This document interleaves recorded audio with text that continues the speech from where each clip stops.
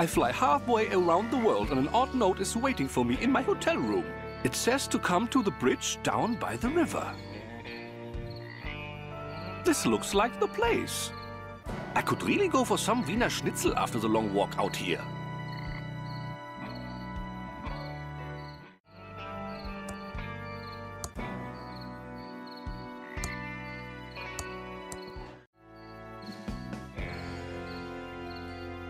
I am supposed to meet someone down here. Have you seen anyone? Do you have any whiskey?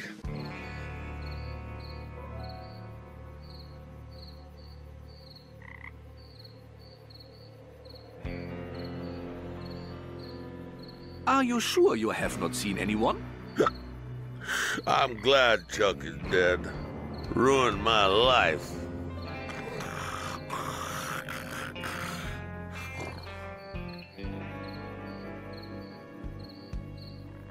Wake up, sir.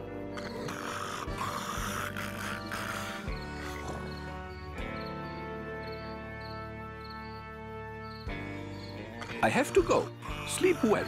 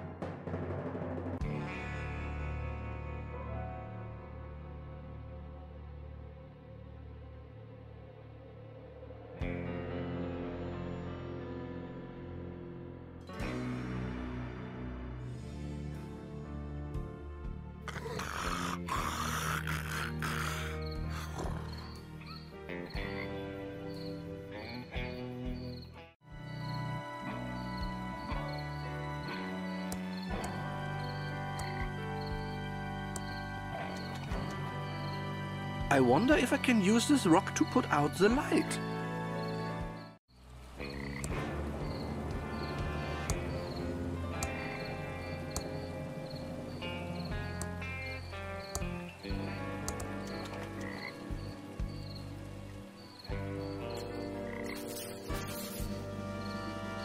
There!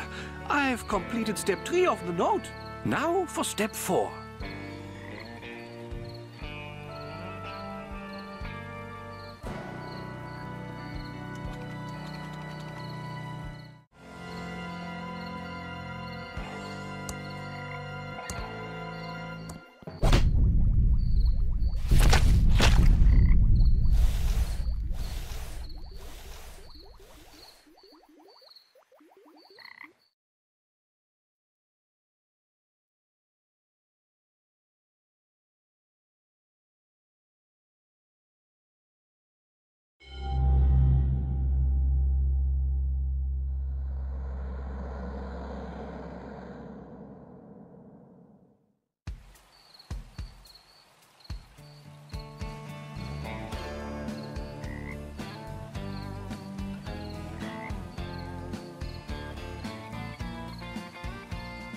So tell me again why you're here.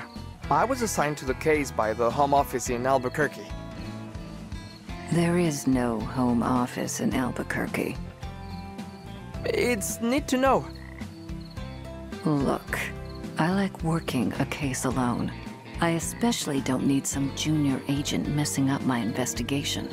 Especially some junior agent that thinks I don't know there isn't a Home Office in Albuquerque. So stay out of my way. Take a lot of notes. Sit back and learn. And I'll wrap up this case and we can both get the hell out of here.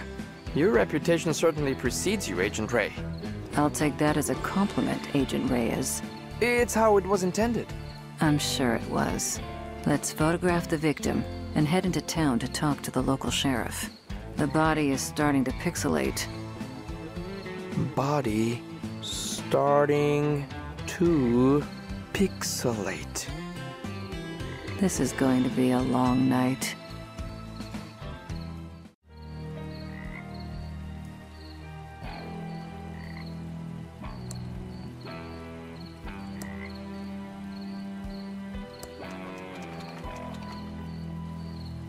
Smile.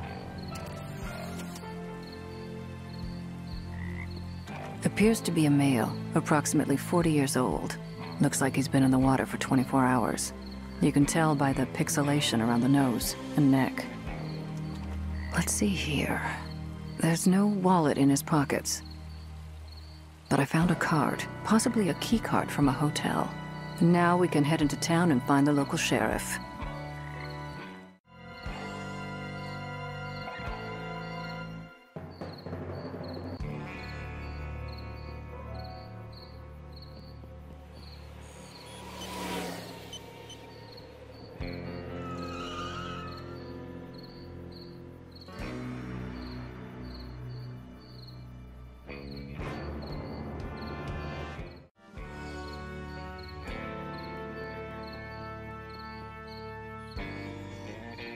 Signals are very strong tonight.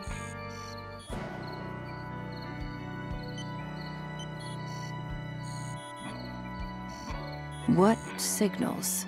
The signals. Signals are very strong tonight.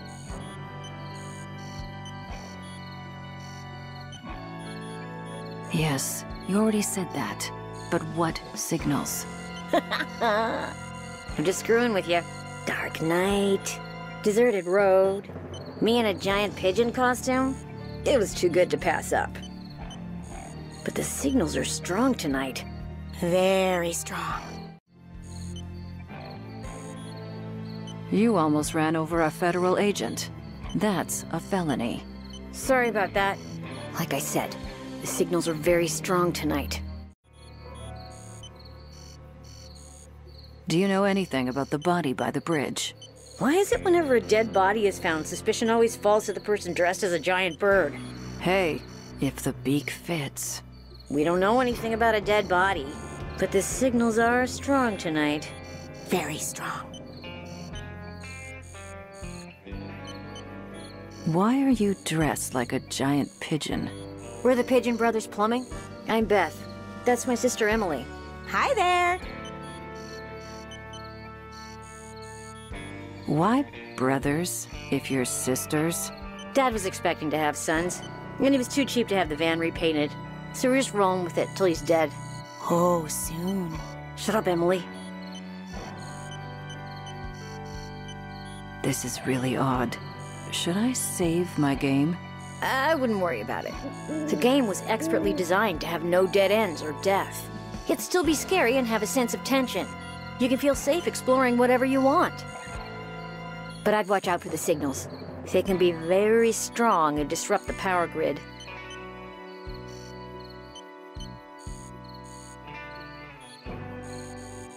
But playing classic adventure games has taught me to save often. That was true, up until Monkey Island. At least with LucasArts-style adventures. Then the designers realized that death and dead ends weren't making the game more enjoyable. It was actually making it less fun.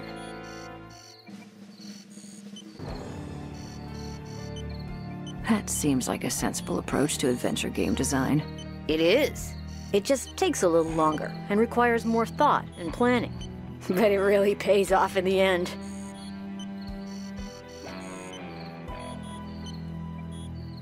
I think I've had enough of you. I need to find the sheriff and solve a murder. Nice talking to you, too. Whack! Squeal! Eek! Click, click, click, click. Whack! Woo!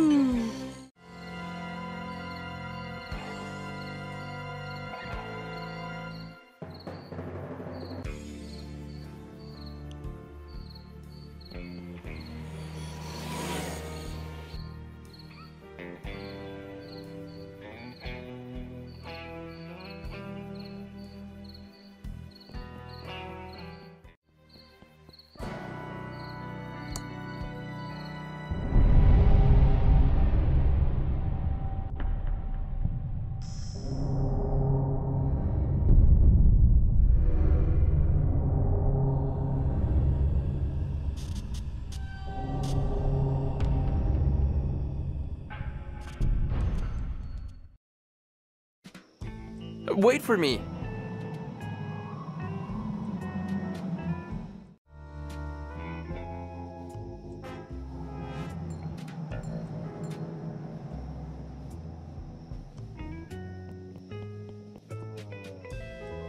Howdy! I'm the Thimbleweed Park Sheriff.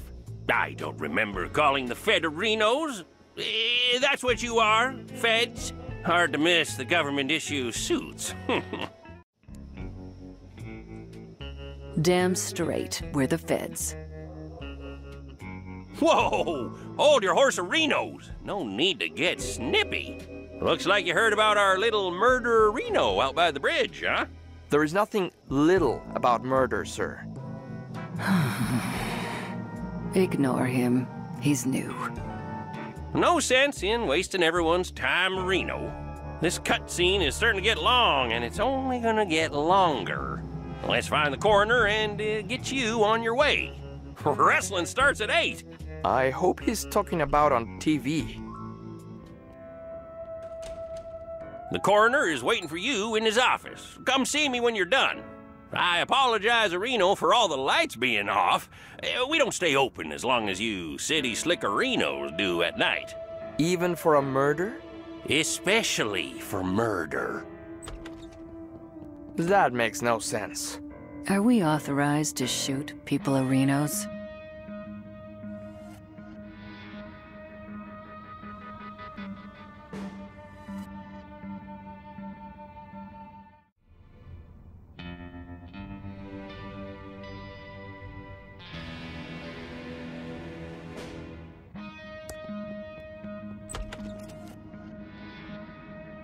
Howdy-hoo, I'm the Thimbleweed Park Coroner. Welcome to the future, who. Oh, these are the latest in crime-fighting computers made by Pillowtronics, Inc. This is all probably pretty advanced, even for the Fedahoos. Oh, do enlighten us. Ooh, I love your sarcastic humor, Who, Agent Ray. It's not humor. There you go again. We're interested in any help your computers can give us. They look marvelous. Yes, happy to explain. So happy to explain, Who. Yeah, you might want to take notes. Already on it. Tell us about the Bloodtron 3000. This is the Bloodtron 3000. Put 2 bloody objects in and it will match the blood type, printing out a report to Who.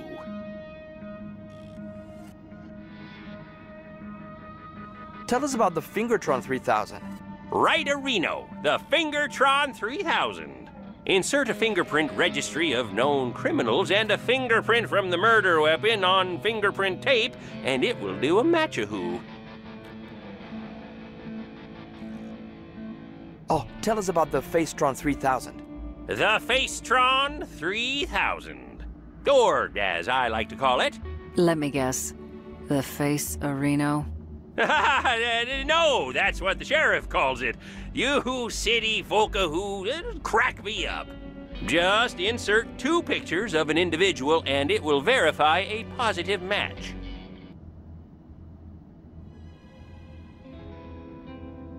Aren't you the Sheriff Reno? Oh my, no. no, Who. Well, people say there is some resemblance around the eyes.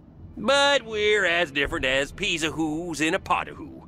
Plus, the sheriff has that annoying Reno he adds to everything. You'll never hear me doing that a who. Sure, whatever.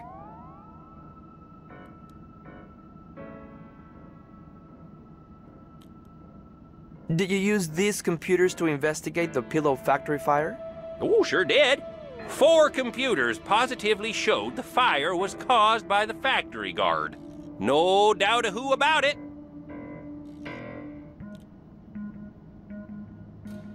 Could the computers have been wrong about the fire? Not these computers. Oh, the state-of-the-art a who computers made by Pillowtronics. Absolutely infallible.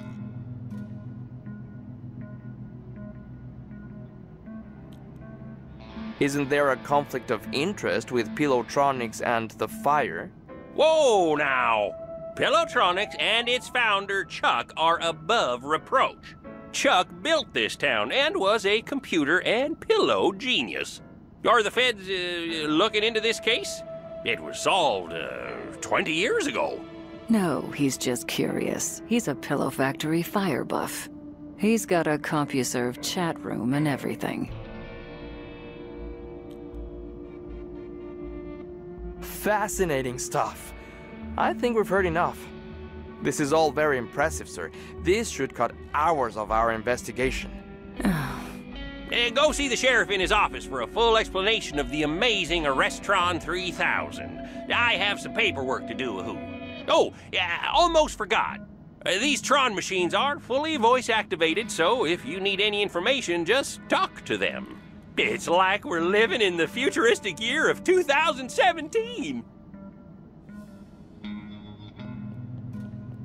I hate this town. There's a fingerprint kit here.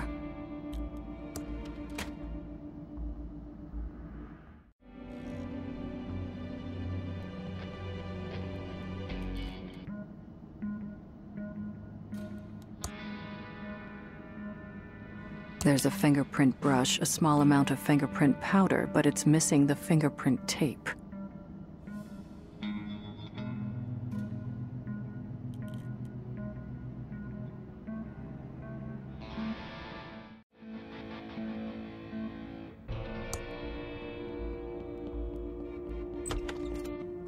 Hello again, Agent Arenos. Hopefully the coroner filled you in on our state-of-the-art Areno computers. That's some very serious computing power you've got there. Yes, sir, Areno. It's all state-of-the-art computer Renos from Pillowtronics. Absolutely infallible. You're also the coroner, right? Oh, my, no. No, Areno. People say there is some resemblance around the eyes, but we're as different as peas Arenos in a pot Areno. Plus, the coroner has that annoying ahoo he adds to everything. You'll never hear me doing that, Areno. The coroner said something about the Arrestron? Yes, the Arrestron 3000. The last step in a fully computerized Areno arrest. The final link in the chain of a guaranteed conviction Areno. Every detail Areno analyzed and verified by computer. Moving on. Right, sorry, Areno, I get carried away sometimes.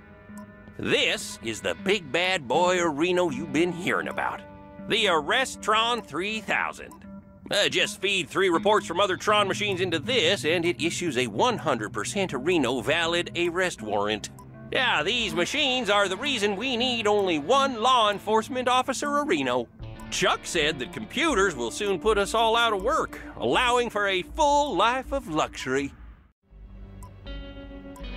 Chuck? Sadly, Chuck passed away a few days ago. There was a big service out at the cemetery, Areno. Oh, the entire town showed up, which isn't surprising for the hero of Thimbleweed County. We'll talk more about Chuck later. I need to run Areno and check on a disturbance call out at the old circus. Probably that stupid clown Areno again. Looks like we need to go talk to the rest of the weirdos that live in this town. We should split up. It will be faster. You cooling your heels in the local diner would also make things go faster. If we follow agency questioning protocols, this shouldn't take long. Just don't mess anything up. I want to get out of here as fast as possible. Agreed.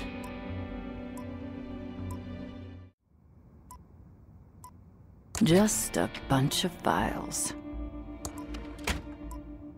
There's a fingerprint book here.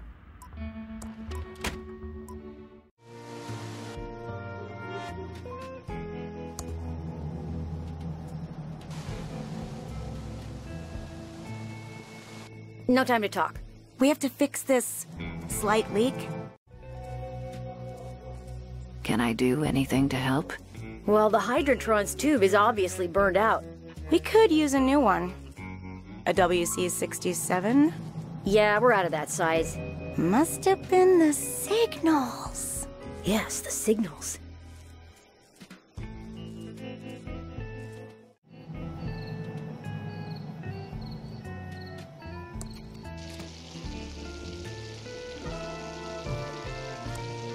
Welcome to the S&D Diner. Hey, just so you know, that article in the Thimbleweed Nickel about botulism was a smear job. So, what can I do for you, honey? I'm a federal agent. Know anything about the dead body?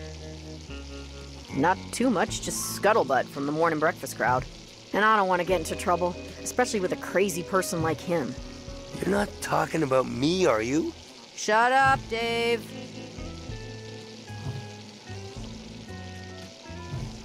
Don't screw with the feds. Tell us what you know. Okay, honey, but you didn't hear this from me. I'd look into that crazy clown that lives out at the old circus. He's been out there since the circus closed down years ago. Never takes his makeup off. He's got serial killer written all over him. It all happened about 9 or 10 years ago. Ransom the Jerk was the featured act at Stupendous Brothers Circus. He was about ready to go on stage and meet his well-earned doom. Big night tonight. Full house after my raunchiest Tonight Show appearance. I really got Johnny good, that little jackwad. It's his own fault for not being able to take a joke. I better get ready to go on stage and insult the crap out of these thimbleweed idiots. I just need to fix my hair, put on my makeup and clown nose, and find my joke book.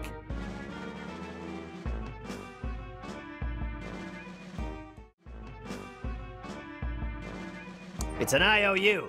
I, Carney Joe, loan Ransom the clown $1,000 and will hold his joke book hostage until I gets paid.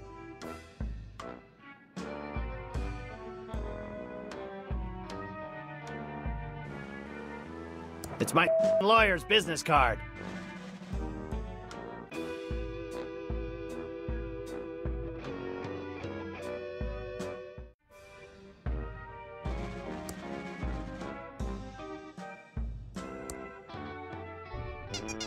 Ouch! That's tight! Glad I only have to wear it for a couple of hours.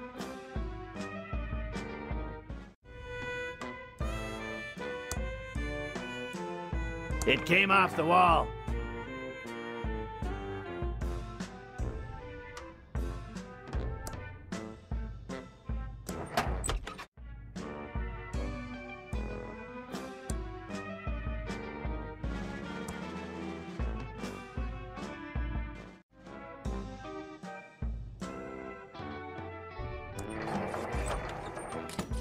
Ransom, I'm glad I caught you before you went on stage.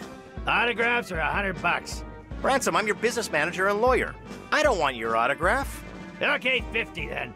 I just wanted to let you know that your mistress is waiting at your house in Aspen, and your private jet is being fueled and ready to whisk you there when the show is over. Also, we have a deal worth millions to license a line of toddler Ransom the Clown talking insult dolls. Did you get the liability clause waived? Correct. They will assume all liability when the kids grow up to be beepholes. Good. Toddlers start out as it's not my fault they end up that way. Okay, fine. $25. I should have been a dentist. You.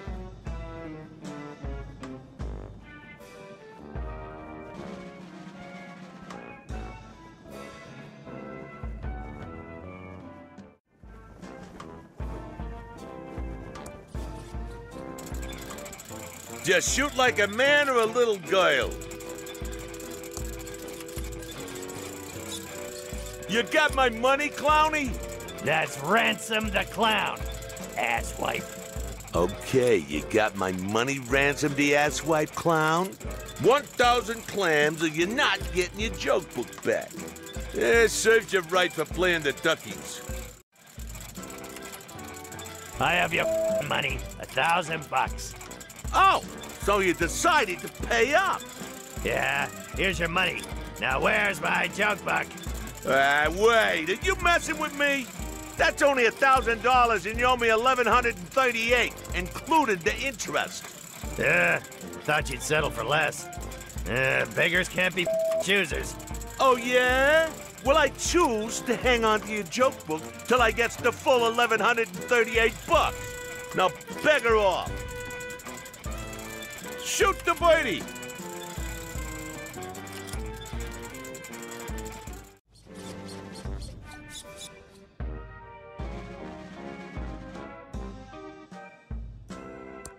It's my Ransom the Clown swear jar with 138 bucks in it. My contract states that I'm the only one who's allowed to swear. Anyone else caught swearing has to pay up.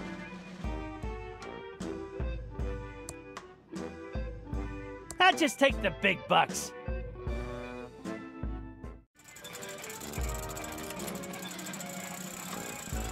Here, take a shot at the target.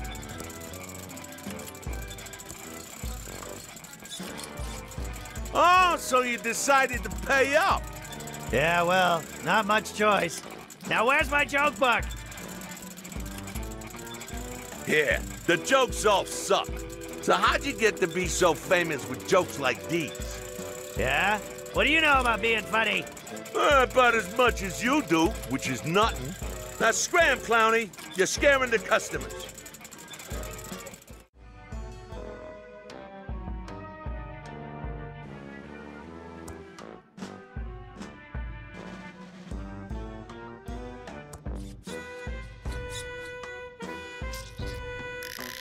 Ooh, my clown fro looks great now.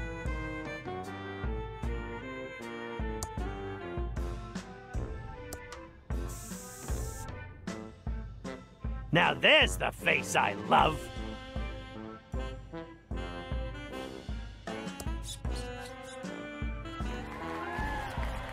Hello, faces. I'm Ransom the insult clown. I hope no one gets their feelings hurt easily, and if you do, it's your own fault for not being able to take a joke. You guys love that pillow factory. It's the lamest claim to fame a town has ever had. Paris has the Eiffel Tower, New York has the Statue of Liberty, and Thimbleweed Park has a pillow factory. You better hope to God that feather pillows never go out of style.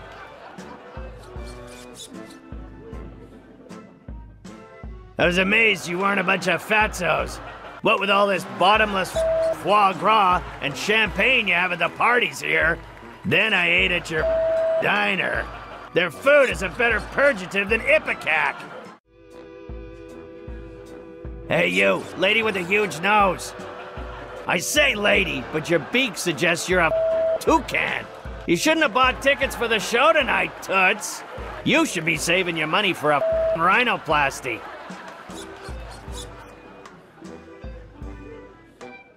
Hey you, dude with the stupid mustache. You think you look like Magnum P.I.? A 70s porn star called. He wants his mustache back. Hey you, kid with a crappy wheelchair. Were you in a past life or something? Seriously, kid, you're in a wheelchair, and you got a face that looks like that? God's definitely punishing you for something.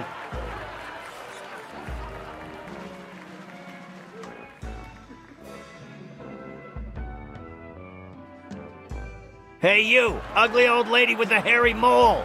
Or is it your parasitic twin? Whatever it is, I hope you bought a separate ticket. Because if it's big enough to ride the roller coaster by itself, it's not freeloading in my audience. You will be forever sorry for what you've just said. I curse you to never be able to remove your makeup and to roam these circus grounds until the end of time. He went on for another 2 hours, insulting everyone he could. Some people laughed because they thought it was funny, but most laughed because they were uncomfortable, and laughing is the best way to hide from the embarrassment of others.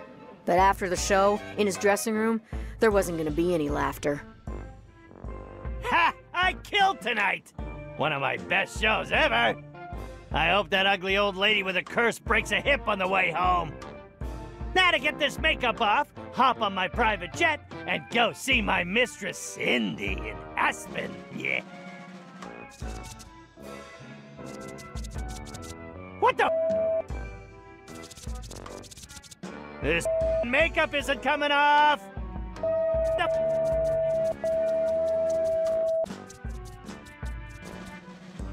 You, old lady! You up the... You... Come on! As much as he tried, his makeup wouldn't come off. That old lady wasn't just any old lady. She was Madame Morena, mistress of the dark arts. When she curses you, it's not an empty threat. Something Ransom was just now finding out. This makeup of that old a lady!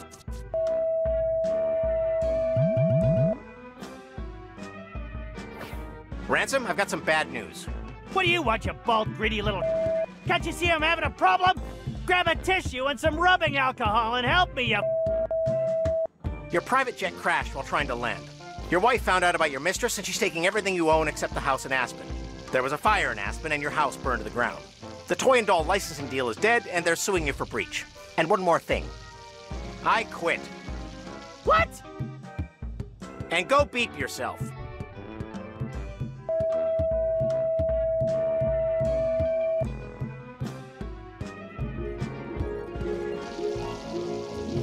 And that's why Ransom the Clown is such a creep.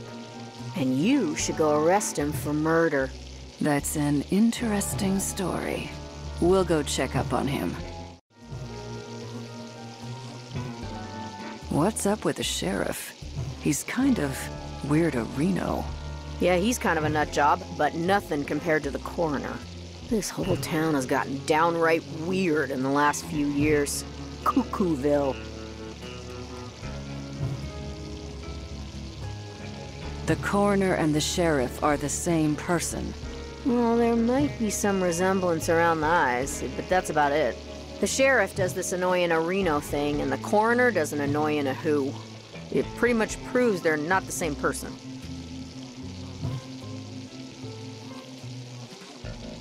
How does speech prove they are not the same person? You're asking a lot of questions that probably shouldn't be asked. I'm a federal agent. That's my job. I've said too much already. I'll have a hamburger. Sorry, honey. Those hot dogs are about to go bad, and I can't open a new package of hamburgers until they are all gone. What's up with this town? Most of the stores are abandoned. Used to be the center of culture in the Tri-County area. Parties every night at the hotel. Celebrities visiting the Edmund mansion. It was hard to not make money in those days. Of course, this is before my time. And since the pillow factory burnt down, the town is drying up faster than Dave's sex drive. Ain't that right, Dave? Don't leave town. I'm watching you. Anytime.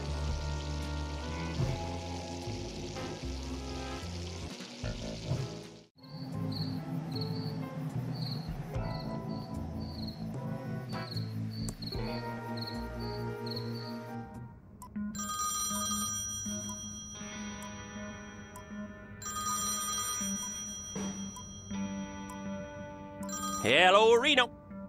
Yes, sir. Yes, sir. It is quite annoying. No, sir. Yes, sir. Oh, they will be taken care of. Yes, sir. Permanently. Oh, yes, sir. Violently. No, sir. Yes, sir. Yes, wrestling was quite good tonight. Goodbye, sir.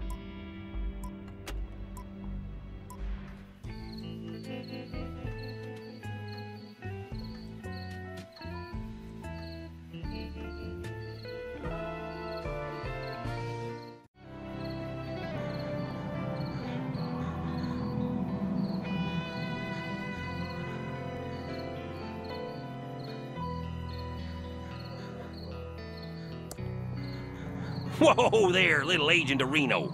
You can't just go bumbling around the county without a map. It's too easy to get lost, and there is a killerino on the loose. I am a federal agent. I can take care of myself. And a darn fine agent, I'm sure of. But we have laws around here, and everyone is required to have an official map.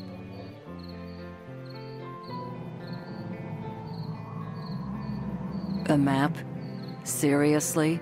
Oh, yes, and not just any map, but an official map.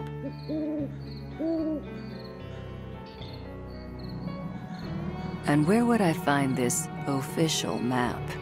Well, the county is plumberino out of them. I guess this really messes up your investigation. I'm sure the head office will understand, Reno. Shall I mark the case as unsolved?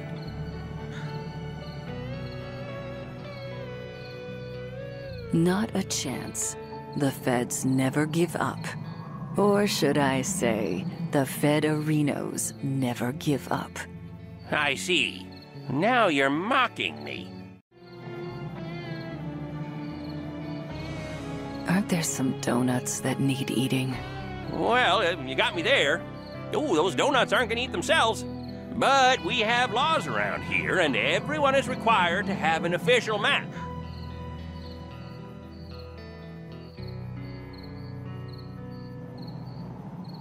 Yeah, you're right. I'll head back to town and find a map. Ooh, donuts do sound good.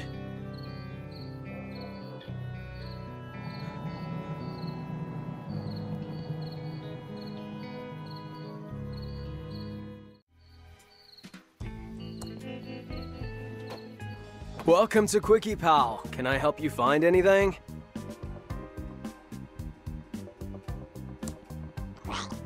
Hi there, I'm Quickie Pal Leonard.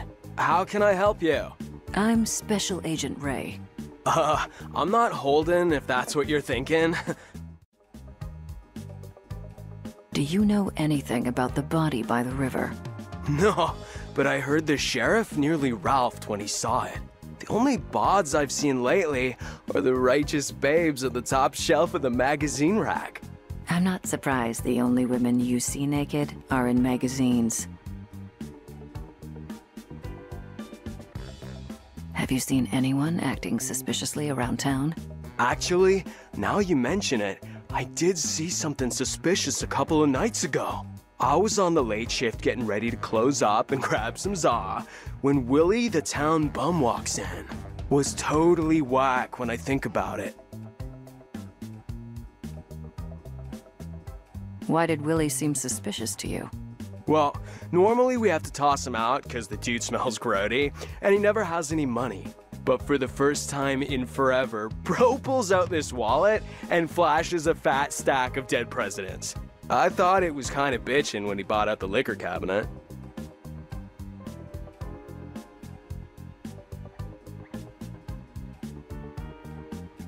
Could the wallet you saw have belonged to Willie? Oh, no way. That wallet was his. I figured he got lucky and found it. Whoa. But come to think of it, I'm pretty sure the wallet had some weird red stains on it. At the time, I thought it was the cherry mouthwash he drinks, but it could have been blood. So, what's your deal, Leonard?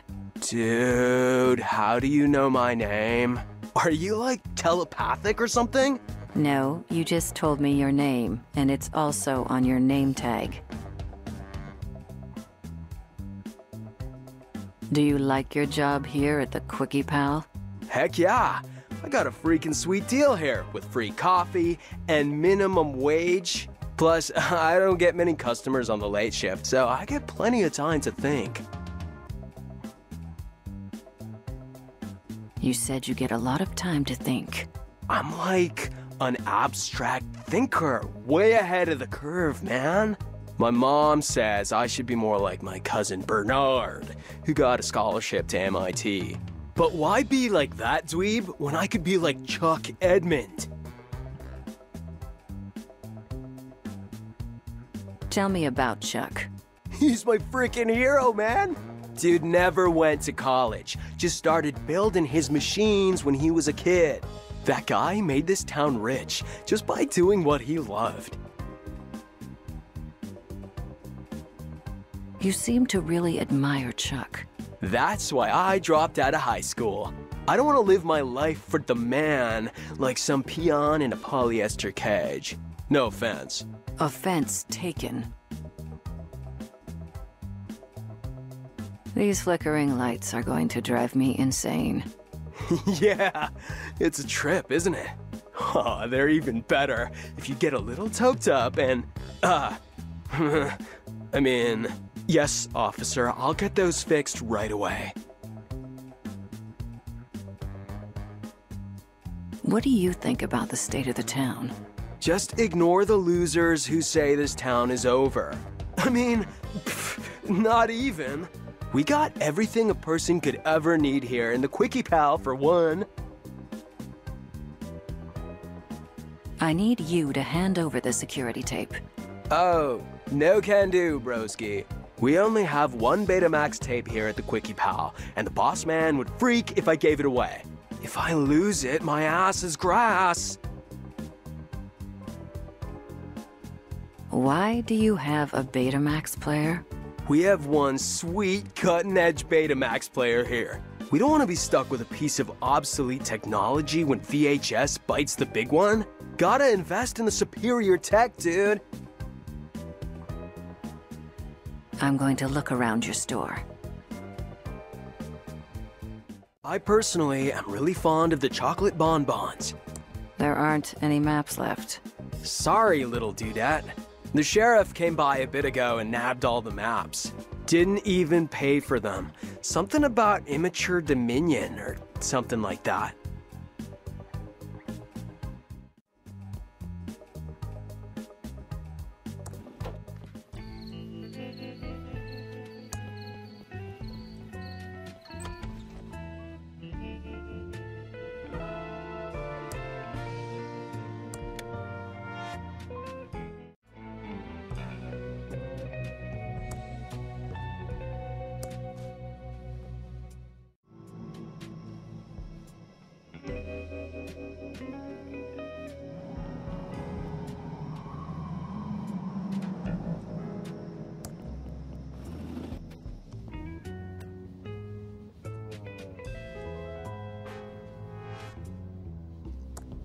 Hey there! Let's go over to the counter where we can talk.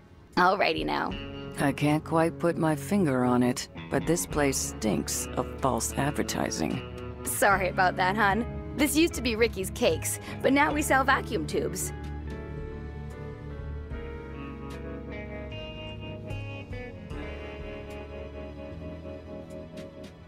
What an exciting life you lead. Anyway, I'm Special Agent Ray. I have some questions for you. Oh, pleased to meet you. I'm Ricky Lee, and I'm the proprietor of this little store. What can I do for you, hun? Since you don't sell cakes anymore, what's your store called now? Not really sure. I've been bouncing a few ideas around since the pivot. I don't suppose you have any suggestions.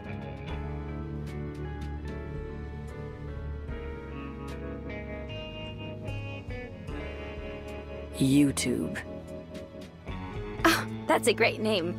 I'm so lucky you wandered in today. The kindness of strangers is amazing. If you get rich, you owe me a cut.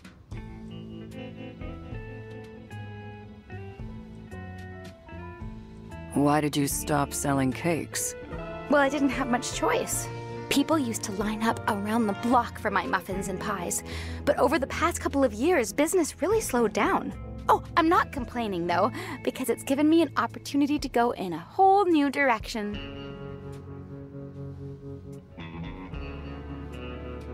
Why did you choose to sell vacuum tubes instead? Well, hon, it's the darndest thing. At first, I just sold a few spares I had lying around to try and help the bakery. But pretty soon, those bad boys were selling better than the hotcakes going stale on my racks. Are you really this happy about selling vacuum tubes? Oh, you betcha. These tubes are my life's calling. I thought I would miss the smell of fresh bread every day, but the smell of ozone from the tubes is even better. And their electrical glow is as warm as an apple pie fresh from the oven. What do you think of Chuck? Oh, it's so sad that Chuck Edmund passed away. He was my hero. His booming economy gave us the bakery, and now his tube-based technology is giving me a chance to keep my store open. I think it's just the boost the town needs. What do you think about the state of the town, then? It's not as bad as people make it out to be. A couple of stores have closed, sure, but it's just gonna make way for new, fresh businesses to bring life back to the town. I'm sure in no time at all, the town will be completely rejuvenated. That's all for now. Don't leave town. Okay, hon. Just holler if you need me.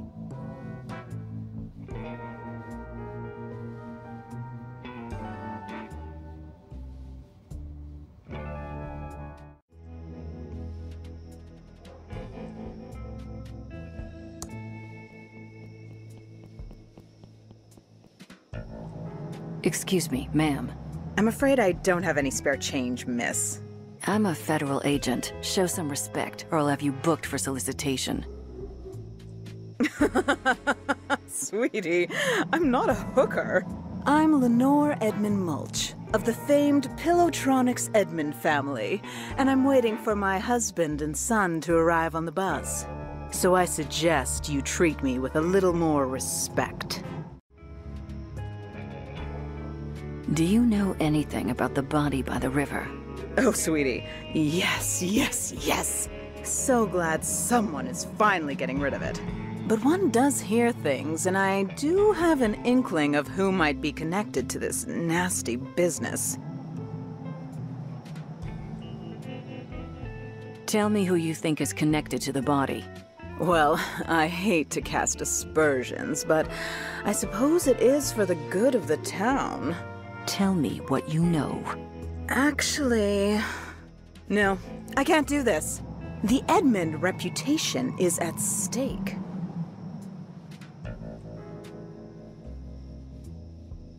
Spill the beans, trust fund Barbie. Fine, it was my sister Dolores. She abandoned our family and the business to become a...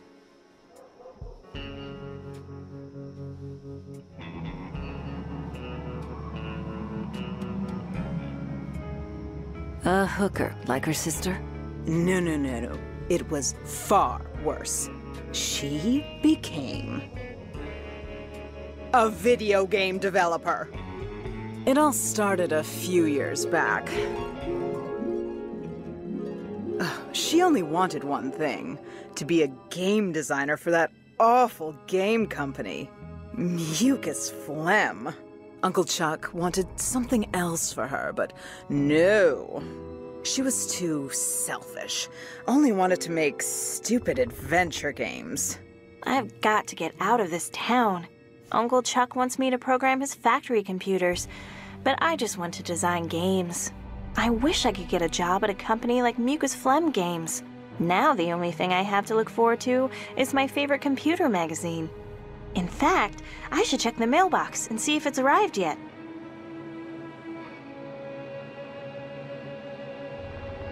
Ricky Lee's famous Thimbleberry Pie, hot from the oven. Uncle Chuck wrote an epic poem about this gorgeous pie.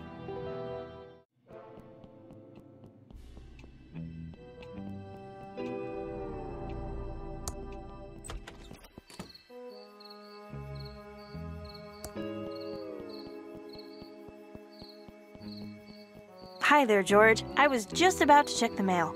Great timing. You still around, Dolores? Thought you'd have left this podunk of a town by now. Yes, hopefully soon. I'm looking for a job at a game company in the big city. That's not gonna make your Uncle Chuck happy. He'll just have to deal with it.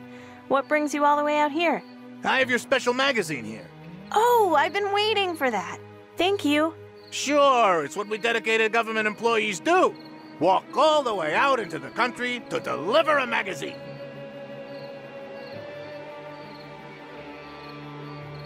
It's Bite Me World, the best computer magazine ever.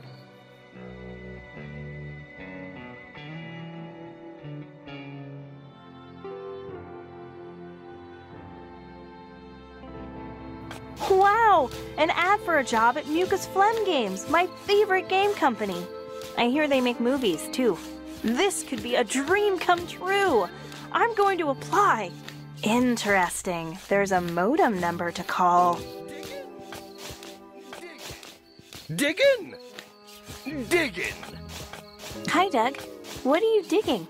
All right, Dolores. I'm just digging stuff in the front green. Mostly holes. But then I buries them again, all neat and tidy. Okay, Doug. You're doing a good job. Ta, Dolores. Digging in the front green.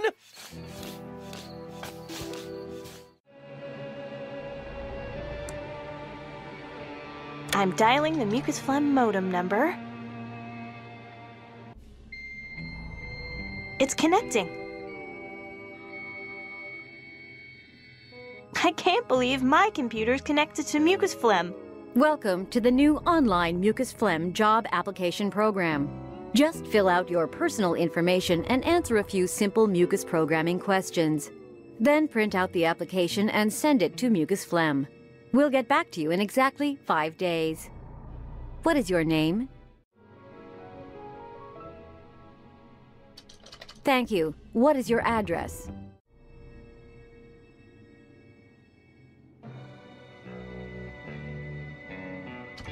Noted. Next, what's your programming language of choice? The language you are most proficient in. Interesting choice. Please answer the following questions about our proprietary mucus programming language. You must get all of the questions right to submit your application. Okay, first question. This is an easy one. Next question. Also an easy one. Reference counted. A little harder. Debugging is on a second monitor. Last question. Ouch, this is going to take some thinking. Got it! Exclusive ore. Thank you for taking the mucus phlegm programming test. Congratulations, you passed the mucus phlegm programming test. Yay! I answered all the mucus questions correctly. I'm ready to print out the application.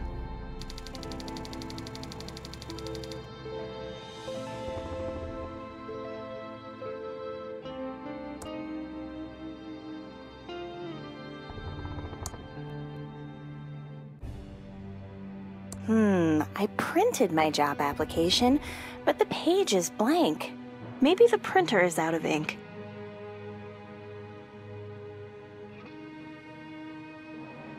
This printer ribbon looks all dried out. It won't print anything.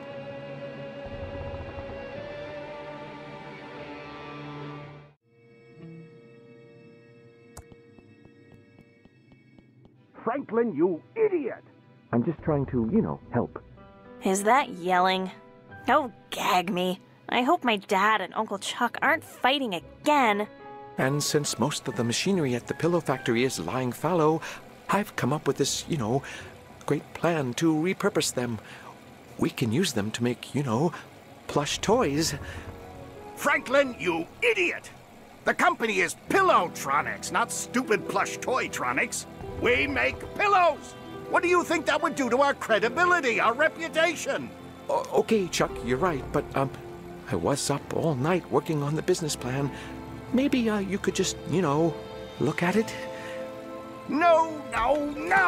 It's a pillow factory! Are you two fighting again? I'm getting so sick of this. You're brothers. Take a chill pill. You started the pillow factory together. Won't you ever stop fighting about it? Nothing you need to worry about, Dolores. Right, Franklin, old brother? Yes. Your uncle and I were just, talking business. I have some work to do. Dolores, can you get my .8mm point-tip soldering iron? You know, Uncle Chuck, you should use a 2mm flat tip, and you never heat your solder hot enough. That's my favorite niece. I can't wait for you to take over the pillow factory. I know you'll keep the Edmund Pillow dream alive.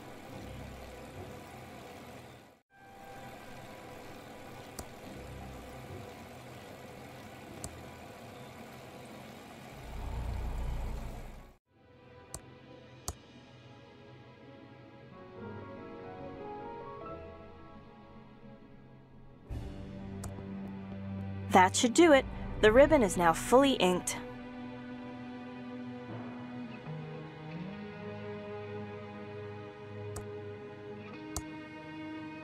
There! The blank paper is back in the Printron 3000.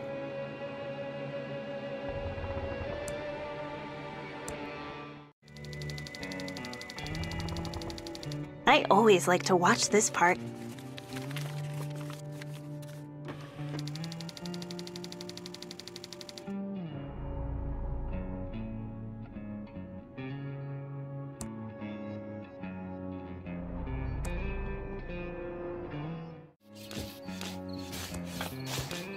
Diggin'! Diggin'!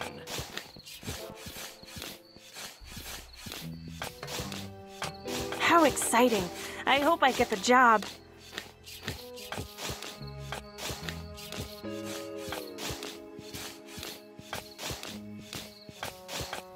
Hiya, Dolores. I have a letter for you.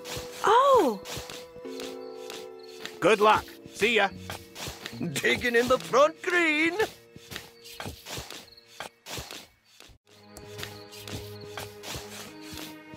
I think I want to open this in my room, just in case it's really bad news.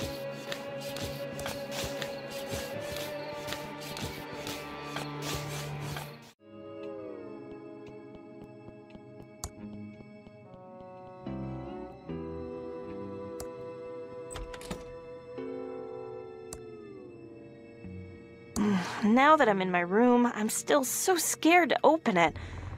I need to get up my nerve. Come on, Dolores. You can do it.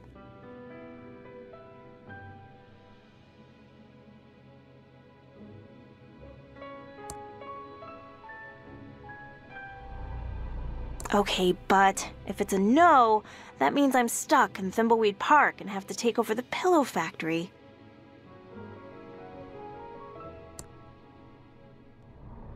Okay, but if it's a yes, what will become of Dad, stuck here alone with Uncle Chuck?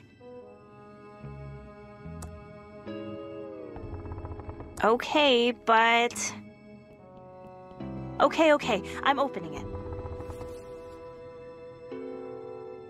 Yes! It's a job offer from Mucus Phlegm to be a game programmer. I'm so excited! Can't wait to tell Uncle Chuck. He'll be so proud. But first...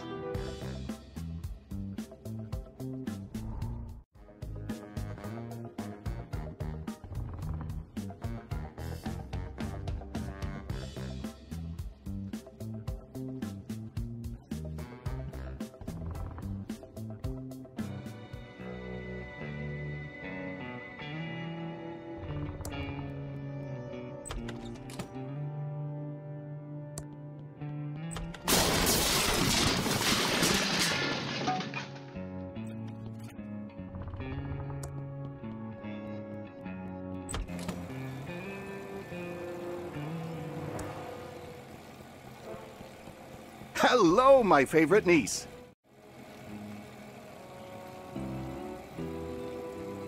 Uncle Chuck! Great news! Yes, Dolores, what is it, my dear future leader of Pillowtronics?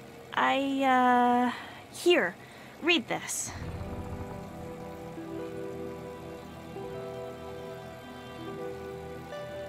You're what?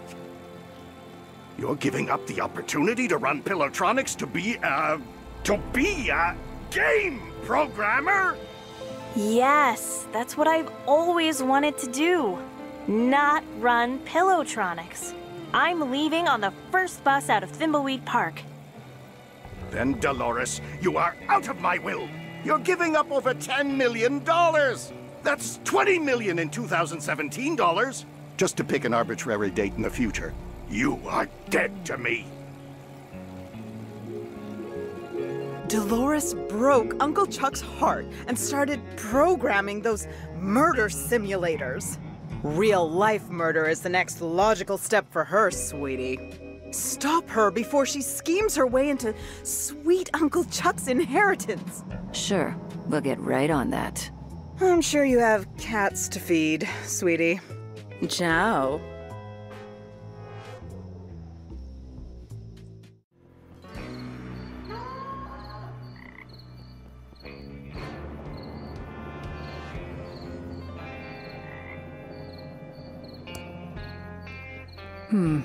There are signs of a struggle here.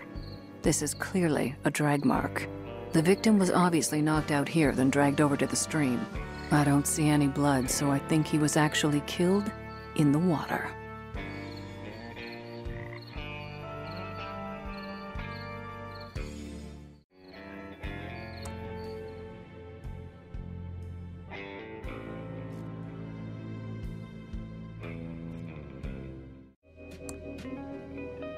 I'll just grab a little for later.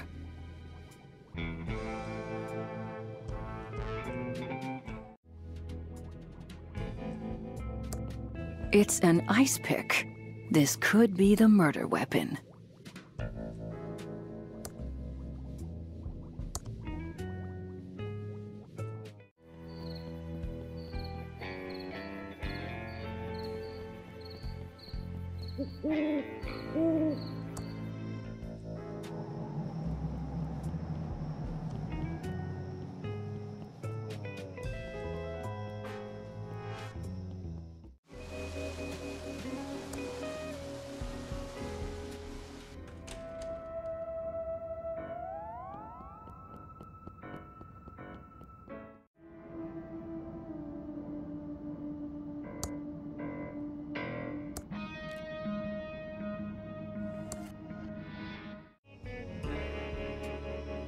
It's out of order.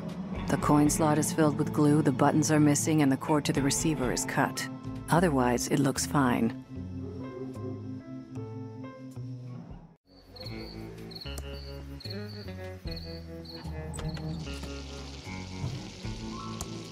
What can I do for you, honey? I'd like to order some food. Sure. Everything's on the menu board. What do you want? I'll have a hot dog. Good choice, honey. We're trying to move him out. Eat up, hun, while it's still hot.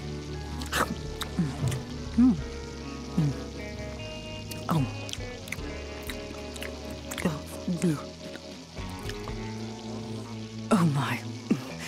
That is the worst hot dog I've ever eaten. Gotta go.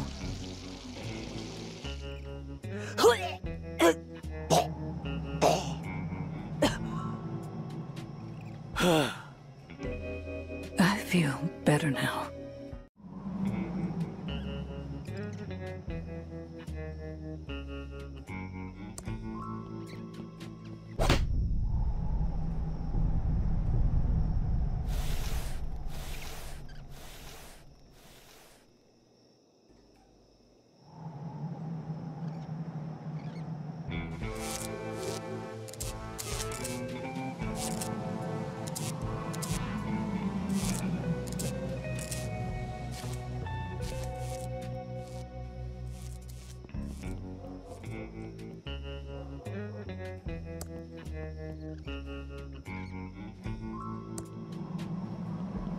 That looks like Agent Ray's notebook.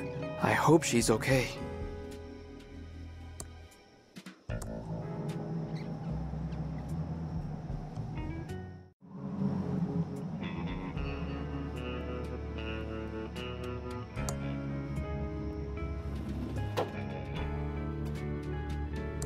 Hey there! Let's go over to the counter where we can talk. Well, hi! Welcome to Ricky's YouTube.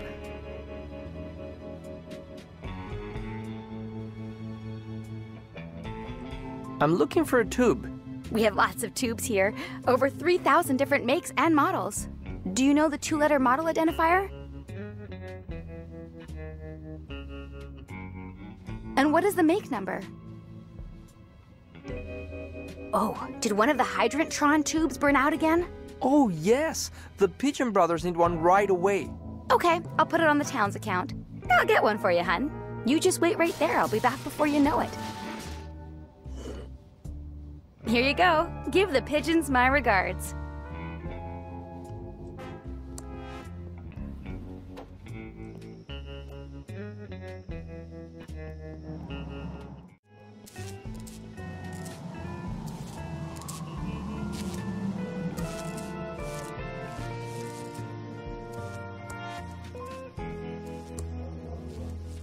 Here's your WC67 tube. Thank you.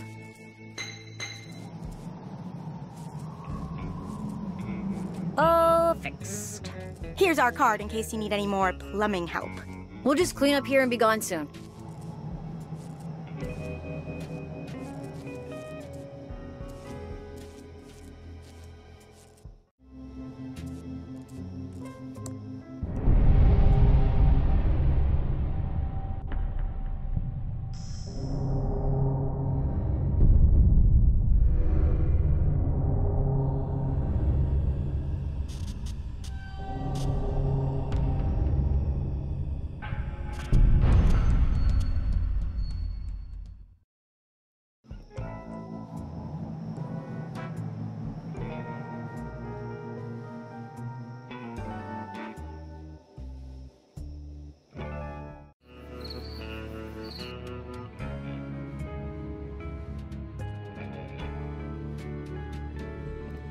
I need to stay focused and solve this murder so I can get on with my plan.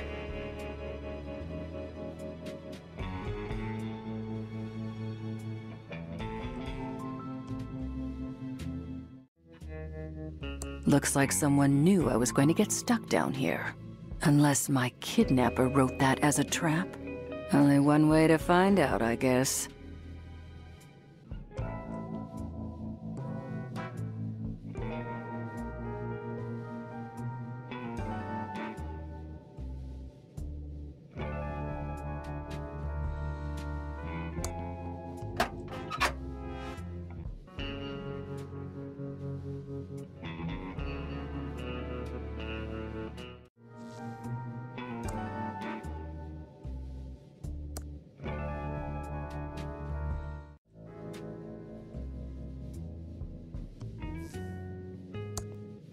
I can see a Quickie Pal store.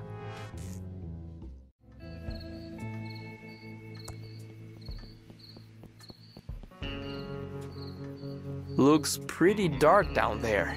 Wait, I see Agent Ray. Agent Ray, is that you?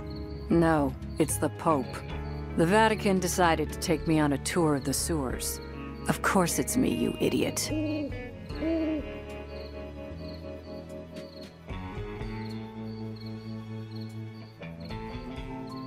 Why are you in the sewer?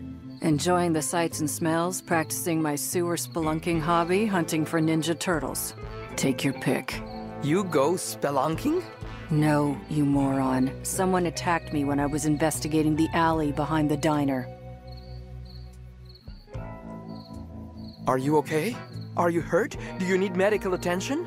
I'm fine. I've woken up in worse states and in worse places than this. But usually there was tequila involved. Did you see who attacked you? I will have them arrested so fast, their head will spin. No, they came at me from behind. It was lights out before I had a chance to turn around. But I'm guessing whoever it was doesn't like us poking around town. We'll make them pay for this, Agent Ray. Just as soon as we get you out of that sewer. Don't panic, Agent Ray. I'm not panicking. I said don't panic, Agent Ray. You need to conserve oxygen. I really don't. But believe me when I say, I'm doing as little breathing as possible down here.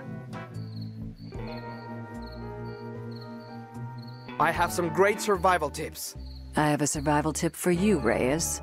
Oh, yeah? It's called Zip It, and I won't punch you in the nuts when I get out of this sewer.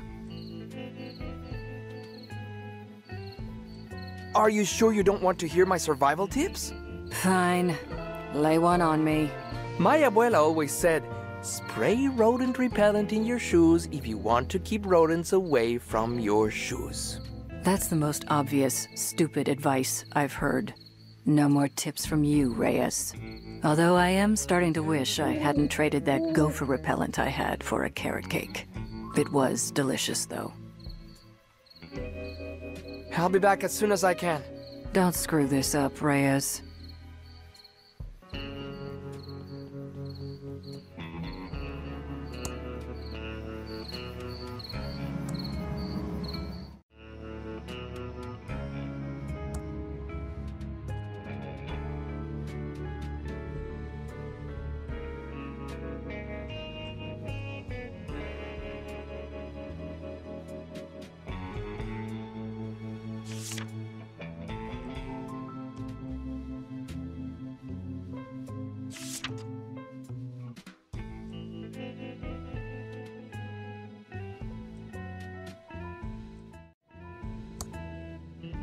The cell phone has no reception.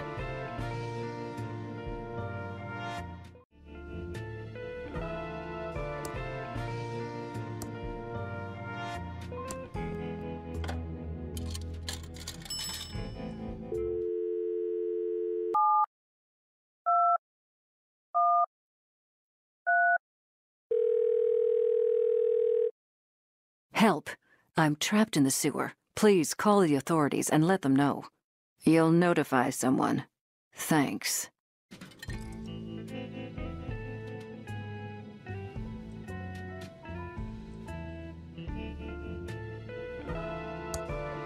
I got an emergency call about someone being locked in the sewer. I should have expected, Reno, it was you. I don't like being interrupted when wrestling is on. Bad news, Sheriff. There are no Donut-Arenos down here. This case doesn't seem like something the feds would be interested in, Now, you should head back to the home office of Reno before you get hurt. There is a killer on the loose. Yeah, I'll run that up the home office of Reno flagpole. In the meantime, can you get me out of here? Sure, just follow me. Oh, I will need to blindfold you. Nothing about this town surprises me anymore. Oh, there's a bus leaving in a few hours. I think we can handle the investigation from here, Reno.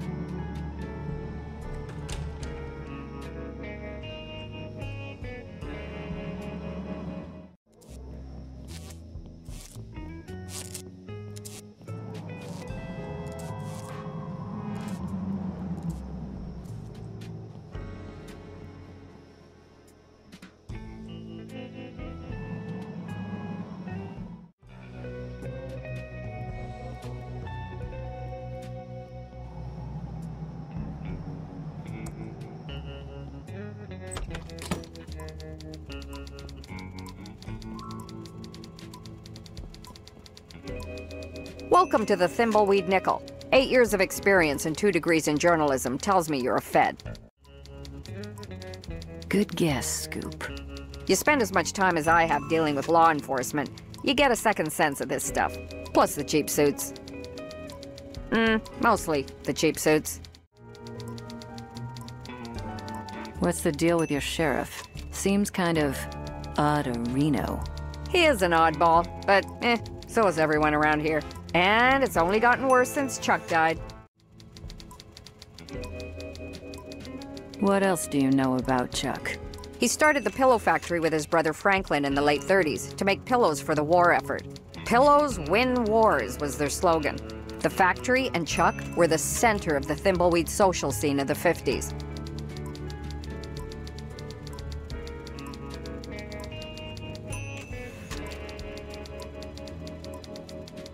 Go on. Chuck invested millions in automation and became an expert in AI. Agricultural investment? Artificial intelligence. Computers that can think. He started automating the whole town. People tell me it was like living in the future. That's one of his machines over there, the Copytron 3000. Then,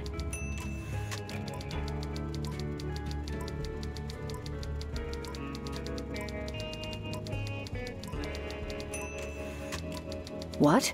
The big pillow factory fire happened and killed several workers, and the whole place was shut down. Many blamed the fire on over-automation and computer error. But I think Chuck manipulated the sheriff, and it was blamed on the security guard on duty at the time. But it was too late. Chuck was disgraced, and the factory's been closed for years. A dark shell of abandoned machinery. We're here investigating the murder. Know anything? Not much, just what I heard over the police scanner. Body found in the river. I'll send my best reporter to check it out in the morning. Know who my best reporter is? You? If this damn town wasn't such a podunk, I'd have a couple of Pulitzers by now. We'll need a complete press blackout. Not with the First Amendment still in place. The core of a strong democracy is a strong press.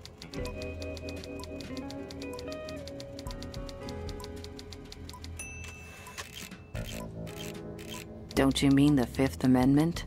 Nope. That sets out rules for indictment by grand jury in eminent domain and protects the right to due process. Do you offer home delivery? Why? You plan on moving here? Not a chance. Nice chatting. Got a murder to solve. Please don't mess with the police scanner. I'm waiting for a call from the sheriff's office about a man on the road, minding his own business.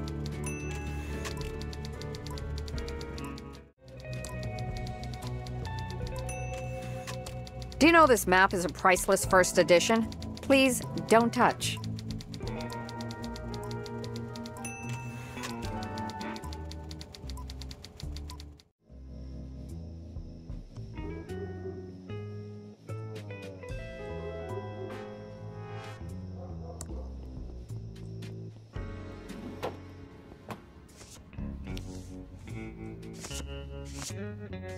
Excuse me. Be with you in a second. I'm in the middle of sorting. How can I help? I'm a federal agent. Know anything about the body out by the bridge? You're a federal agent. I work for Uncle Sam, too. As one government agent to another, I'll do what I can to assist. Do you know anything about the body out by the bridge? No, everyone in town is still collecting their mail as usual. No one from my route is missing, and I would definitely notice if they were. I mean, not to brag, but I did consider joining the feds. It's just not as prestigious or as challenging as postal work. Know any good postal jokes? Oh, you bet I do. Why are postal workers such great comedians? They have a special delivery, huh? Get it? Ugh, that's terrible.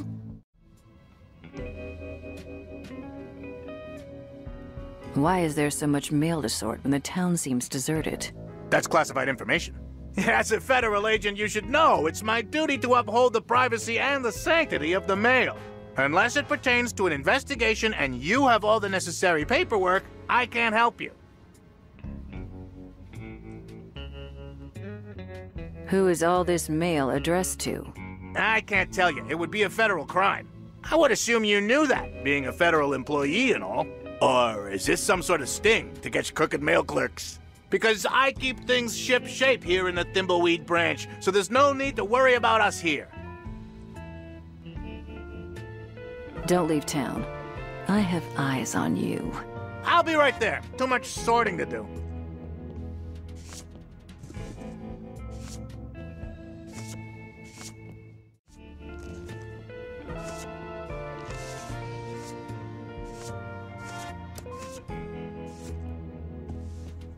That tape is for official government business only. But since you're a Fed, just go easy. We're almost out of it.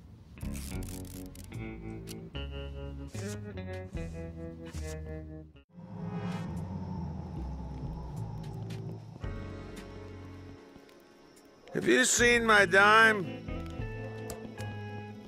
I'm a federal agent, and I have some questions for you.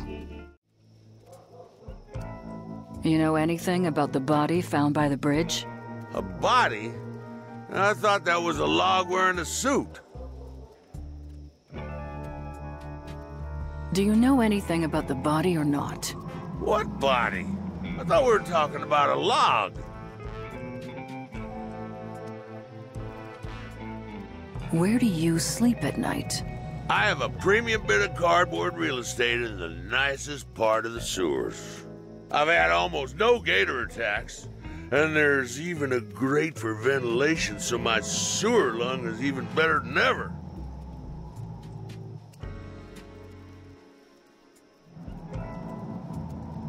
What's that in your pocket? Looks like a wallet. I don't have a wallet. I'm a bum.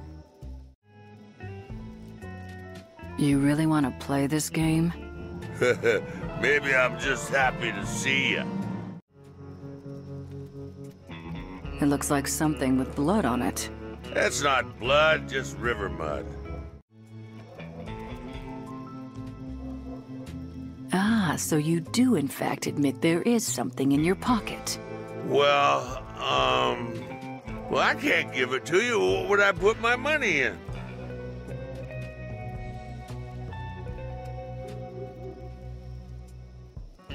I don't know. See? It's not so easy, is it, Hotshot? I've had enough. I'm a federal agent. Hand over the bloody wallet. Well, I may be a drunk bum, but I know my rights, and you need a warrant. Now look, you find me another wallet to keep all personals in, and this one is yours.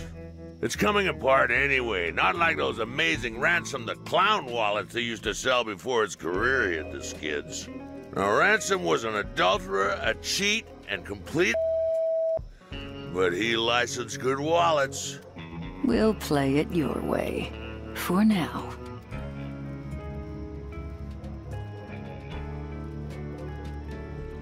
Tell me what you know about a guy named Chuck. The man was an ass, and I'm glad he died of a heart attack. He ruined my life over nothing.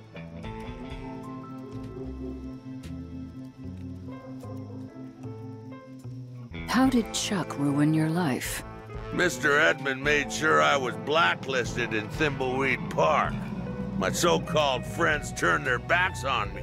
My watch repair business mysteriously burnt down, and I lost everything. Couldn't get dinner reservations, let alone a job.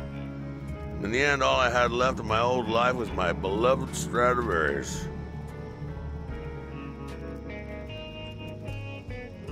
Chuck must have had a reason to ruin you.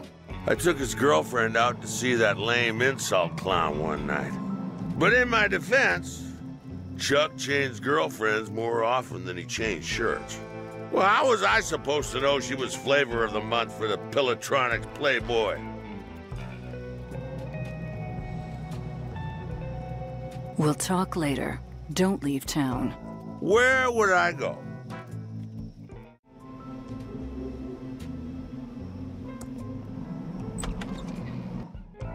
The future is never written.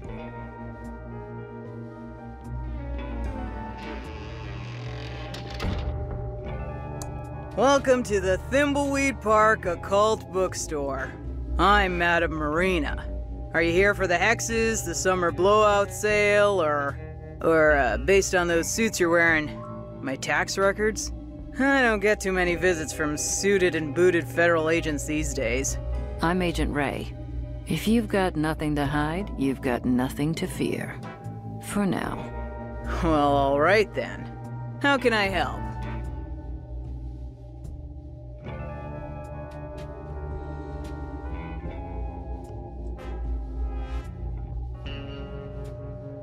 Do you know anything about the body by the river?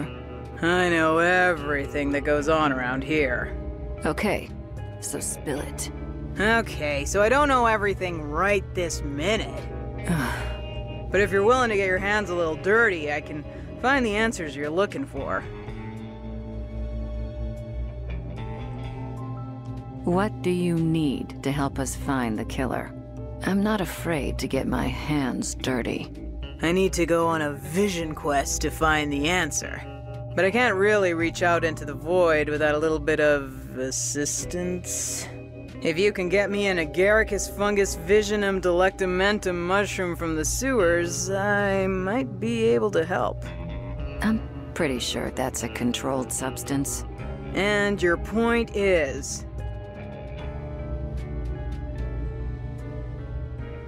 I got you your stupid mushrooms. Sweet. Hand it over and we'll see what answers the void offers today.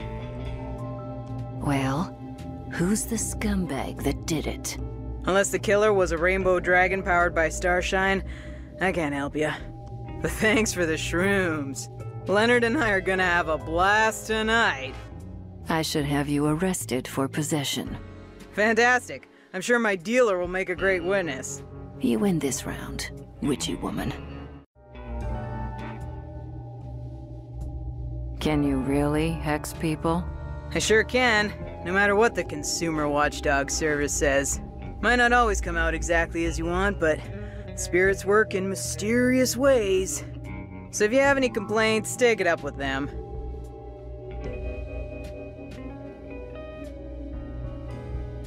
Did you hex that idiot clown Ransom? I'm very proud of that curse. He was being a jerk and he needed a little beat down with the karma bat. Remind me never to piss you off. What's your deal? There's not much to tell. I set up my shop in Thimbleweed after finessing my craft on the road for many years. After all, there's only so many nights you can vomit peyote and pull cactus needles out of your ass in the desert before it becomes old news. How did you get into this voodoo crap? I suppose when I realized I could get baked and make money doing it. That wasn't the answer I was expecting. I don't know what to tell you, dear. I like tripping balls, and with the money I rake in from my curses, I'm gonna retire on a yacht in the Bahamas. I suddenly feel like I picked the wrong profession. Why did you open in this crap-hole town? The vibrations. This town has a dark and weird energy, which makes it perfect for occult business. Do you mean an energy, like the signals I've been hearing about?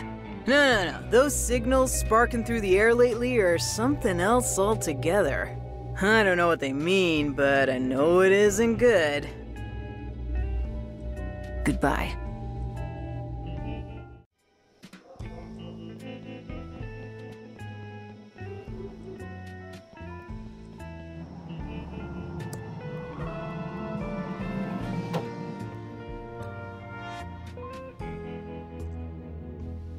Hey there! Let's go over to the counter where we can talk.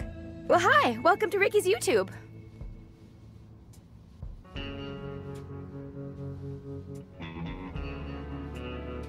I see you updated your sign. Oh, yeah. I was just super grateful you feds came and helped me out with that. I was really stuck on picking a name. You city folk sure are slick with your wordplay and your machine-washable suits.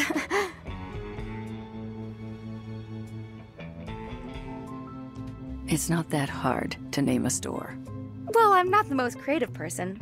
I mean, my bakery was called Ricky's Cakes, after all. I was trying to be clever with my new brand, but I'm no marketing hotshot, that's for darn sure. How did you get the sign painted so fast? I just called the Pigeon Brother Sisters. I thought they were plumbers. Oh, no. They do all sorts of jobs like painting, electrical, paranormal investigations. You know, that kind of thing. Do you know anything about the body by the river? Oh, yeah, I heard about that. It's super sad. The poor guy. Can't imagine anyone from around here doing something so awful. Are you sure you don't have any suspicions about the killer? Oh, no way, Jose! I don't believe for a second anyone in Thimbleweed Park is a killer.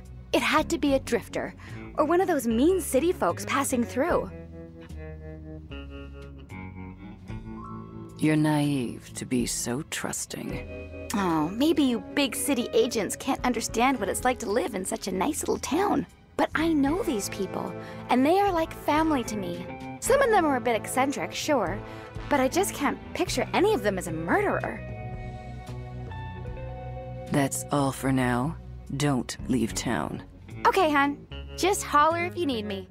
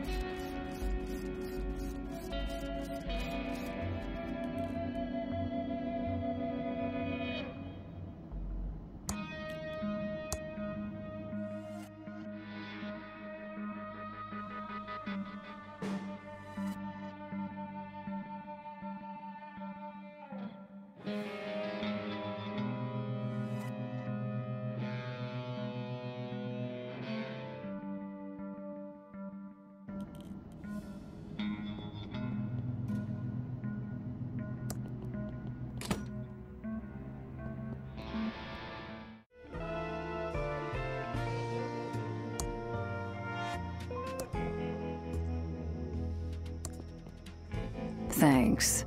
I hope you kept your eyeballs off it.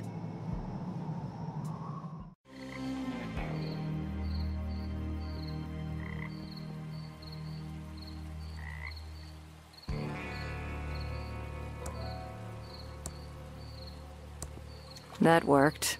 I have a blood sample.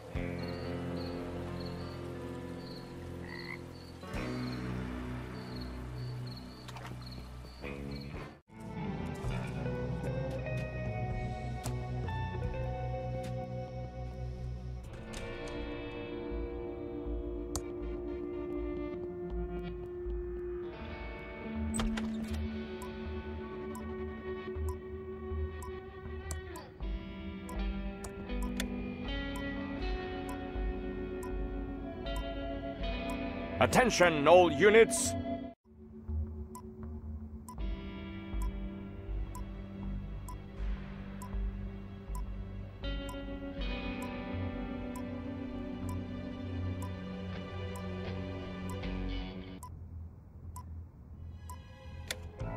It's not much, but we're short a story on page 4.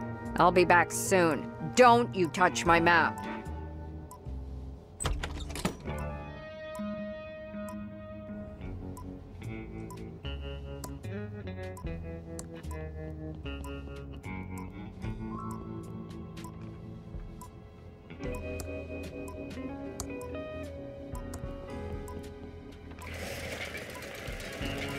What a nice copy, and in color too.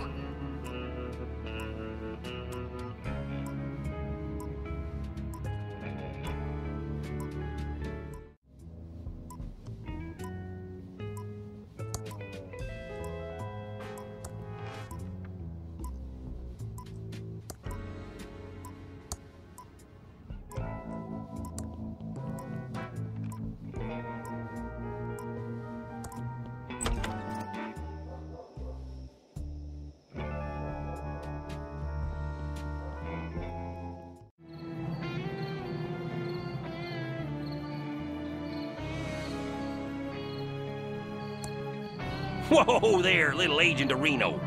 Didn't they talk about following the rules in federal agent school?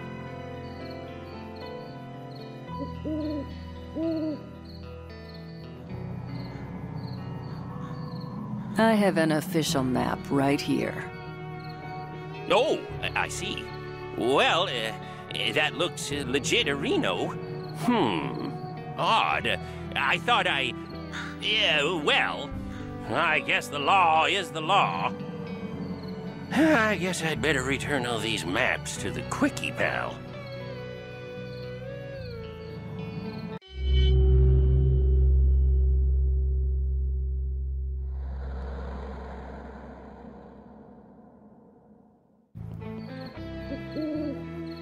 I feel like we're getting close to cracking this case. The only thing you're getting close to cracking is my patience with you. Let's work together and I can get on with my... I mean, we can get out of this town as quickly as possible. Agreed. We need to identify the body using the Facetron with a photo of the body and the victim's photo ID. You mean like a driver's license or passport? Or Burger Shack loyalty card, recognized around the world? We have the fingerprint report. Sure.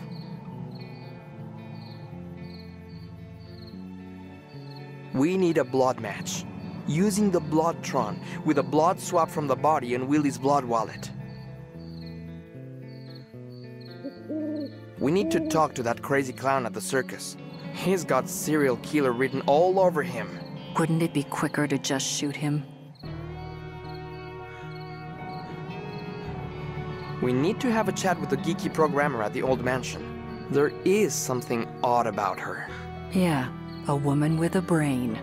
Definitely suspicious.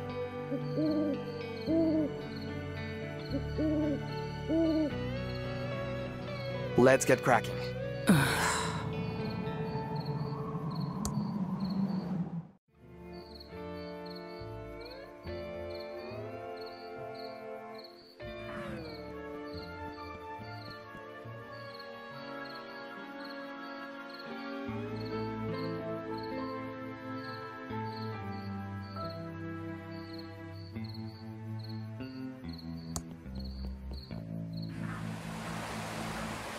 You're investigating here, too?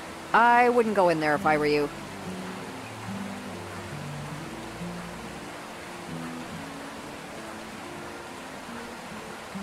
What do you mean? Why shouldn't I go in? Because you're probably superstitious and would believe all that claptrap about paranormal activity in the hotel. Paranormal? What nonsense. My thoughts exactly. What are you doing here? Well, Chuck's brother Franklin went missing a few weeks ago. Is he the body by the bridge? Nope. But this reporter's note says there's something odd about the whole thing. I'm working up a story, but the only lead I have is someone seeing him here briefly a few weeks ago. He was seen around the lobby area. Then he just vanished. Big day today. I'm meeting some promising investors. I know they'll believe in my plan to turn the Dying Pillow Factory into a highly profitable stuffed toy factory. It can't fail. Just gotta check into a room without Chuck knowing about it. He has eyes and ears everywhere. I'll need a disguise.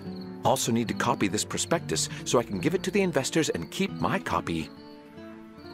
Chuck wouldn't know a good idea if it hit him. Stuffed toys of the future. What luck finding some investors. Better get ready for them.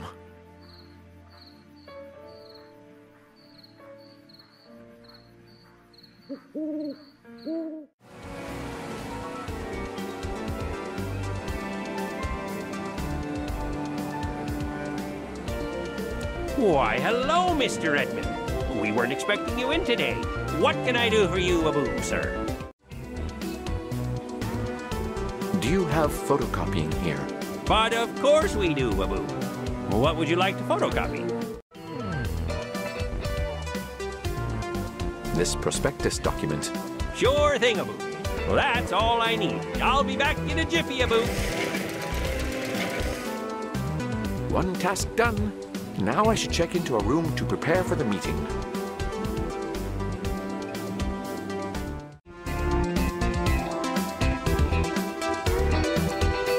Hello. Hello. Guess he can't hear me.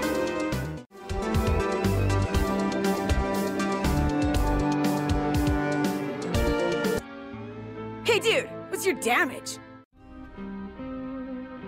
What's that jacket you're wearing? The latest and greatest jacket. It zips in the front. Don't most jackets do that? You're too old to understand. What's on your face? They're the latest and greatest nose glasses from the Jason the News Guy adventure game from Mucus Phlegm Games. With these on, no one knows who I am. What's on your feet? The latest and greatest Reeboks. I just got them. Aren't they rad? What if I said you didn't have the latest and greatest stuff? Like, barf me out. All my stuff is totally the latest and the greatest. I'm not risking my reputation by touching anything that's not like the latest and greatest. Your glasses are not the latest and greatest. These glasses have gotta be the latest and greatest. Aren't they? Did something newer come out? Nah, you're wiggin'. I can't trust a dweeb like you. I would totally know what was the latest and greatest. Oh yeah? I bet you don't know anything about what's the greatest right now in 1987. Prove you're not just an old dweeb from the 50s. Sure, I can prove it. I'm totally bodacious because I can talk like you and... I know this gnarly dude who... was on MTV and... tells me what's wicked and what'll gag me with a spoon. Whoa! You're legit! I totally believe you know what's tight right now. When you've got something new and sick, I'll trade you. Until then, I'm gonna rock out. Ah, don't you just love this music?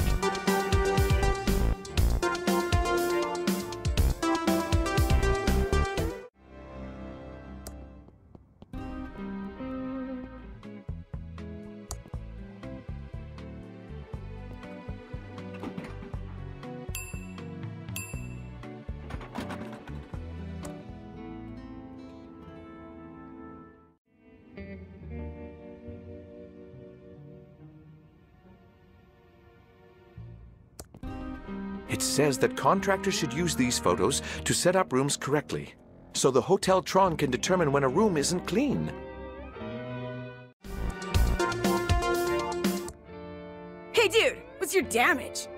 Dude, check out this rad new Pillow Bear. It's righteous. Big time righteous. I'll do you a favor and trade you. You do that for me? Oh, sick! What do you want to trade?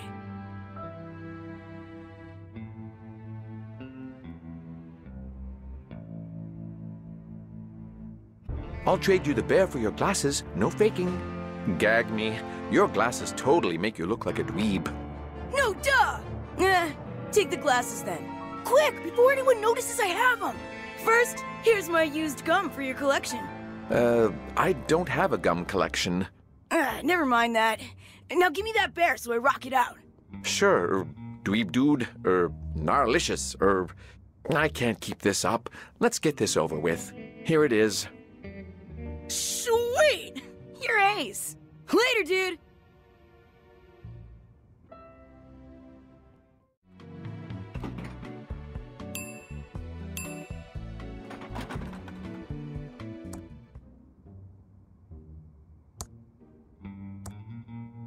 Nobody can recognize me now with this foolproof disguise.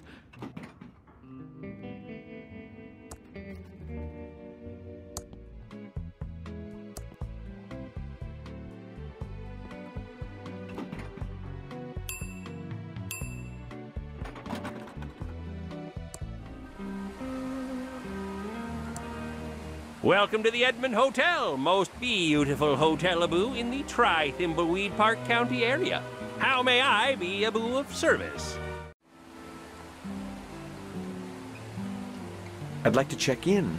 Okay, sir. What's your name, Abu, for the booking? Emilio Estevez. Of course, Mr. Estevez. We have a lovely suite Abu for you on the 7th floor. Your suite has been fitted with the new state-of-the-art Abu Hotel Tron 3000. It's such new technology, Abu, that we're still fitting out the rooms on the 10th floor. How else may I be Abu of service?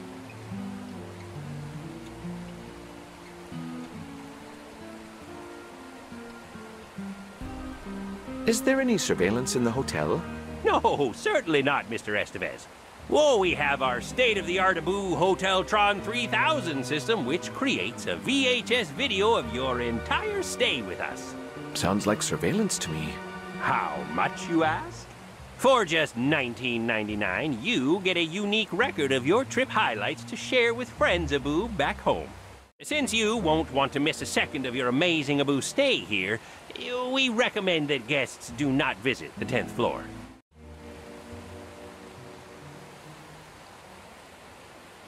I'm going to look at your beautiful lobby. Goodbye. Have a nice evening, Abu.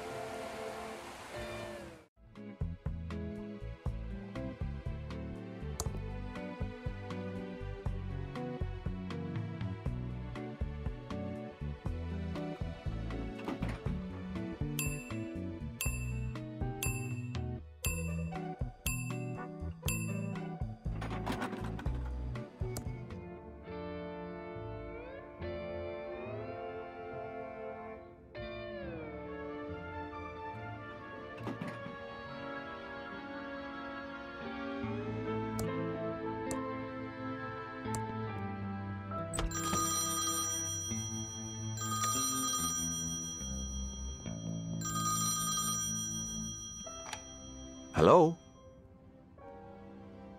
Yes, only on Tuesdays. Yes, I'm almost ready for our meeting. I've just got to wrap up a couple more things. I'll call you back when I'm ready.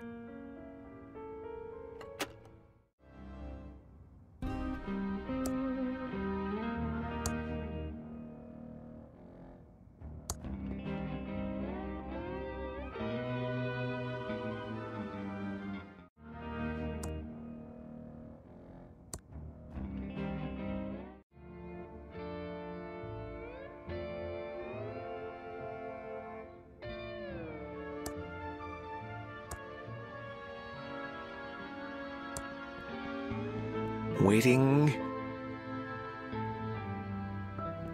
What was that? I guess it was nothing. Looks like the Tron machines are working perfectly. No reaction. Perfect! Now Chuck will have no idea what I do in my meeting. I'm finally ready for that meeting. Better give the investors a call to let them know they can come up.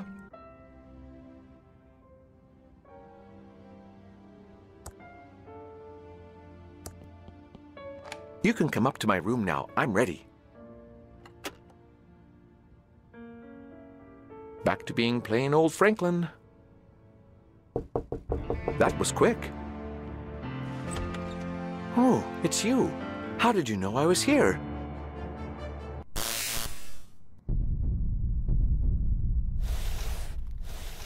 Franklin was never seen again.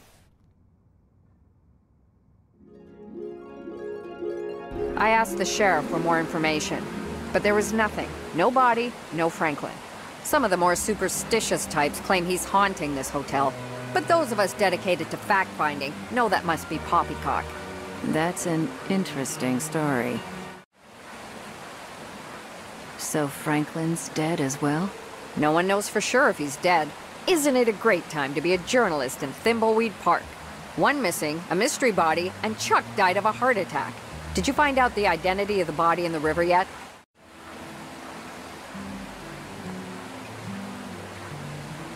We're not telling the press anything until his family is notified. Respectable feds? Interesting development.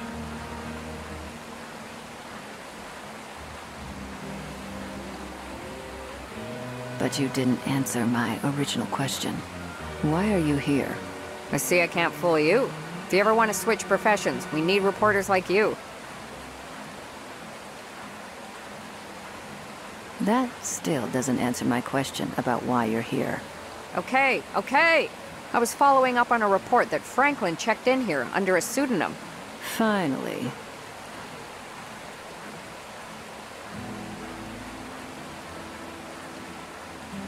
A pseudonym?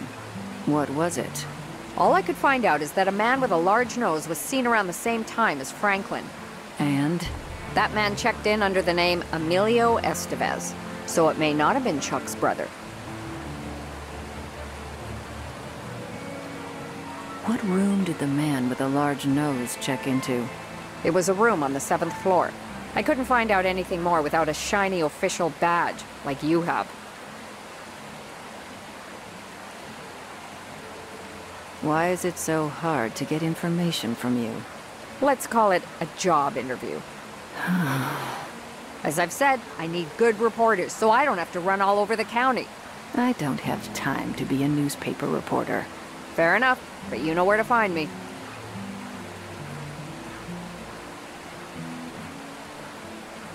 What's new in the news?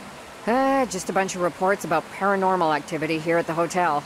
I don't give them much credence.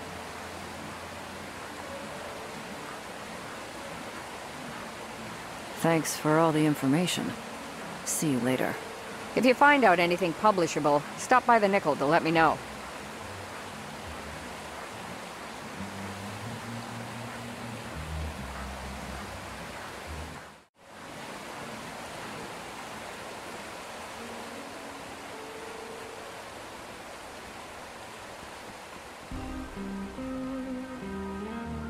Welcome to the Edmond Hotel. Most beautiful hotel-a-boo in the Thimbleweed Park County area. How may I be a boo of service? Hello, Sheriff. Why are you moonlighting as the hotel manager? Oh, boo, I'm not the sheriff, I'm the hotel manager. The sheriff says that annoying Reno thing all the time. You'll never hear me doing that, boo. Sure. Whatever.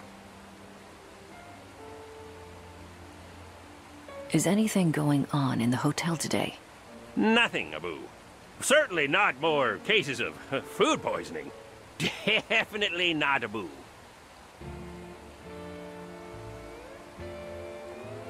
Do you know what happened to Franklin Edmond? Huh. I saw him, but I don't know, boo, what happened to him. Funny thing, boo, though. Go on. That same day, a man with a large nose, boo, checked in and then disappeared. You don't say. That is an odd Reno coincidence. What room did he check into? Oh, let me see, boo, now. It was a Mr. Emilio Estevez. Sounds legit. Oh, he checked into a room Abu on the 7th floor. I'd like that room key for our investigation. I'm not sure I should do that without a warrant, Abu. But since there's nothing to see there, I suppose, Abu, I can give it to you. Thank you. Finally. How else may I be Abu of service?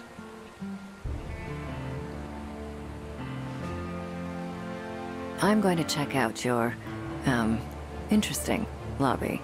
Goodbye. Have a nice evening, Abu.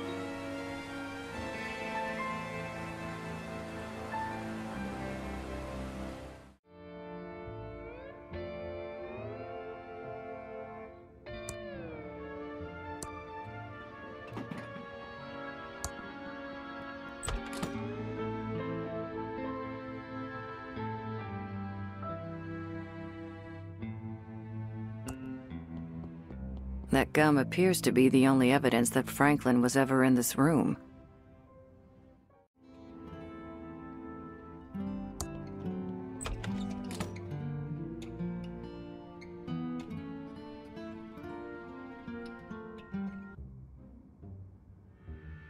What was all that about? Why couldn't they see me? I'm dead? Well, I guess that's probably what I deserve. About time you joined us in the land of the almost dead.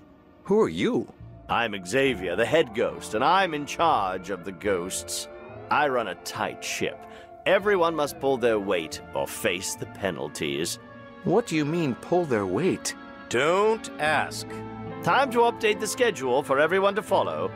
Clara, you're on elevator duty. Don't let anyone get to the penthouse. I was just on elevator duty. No arguing. Now, Virgil, keep up the good work on front door duty. Don't let anyone in or out of the hotel. It's about time the living started realizing who's really in charge around here. That doesn't seem right. That's irrelevant. New ghost, you're going to scare at least one person who tries to use the drinking fountain in the lobby. Okay, everyone to work. What are you waiting for, Clara? By the way, your brother died. Chuck's dead? When did that happen? I'm free of Chuck's tyranny. That is, I know he would have come here to tell me off if he could. I wonder why this head ghost seems so bossy. I've got to scare someone? Maybe I have special powers.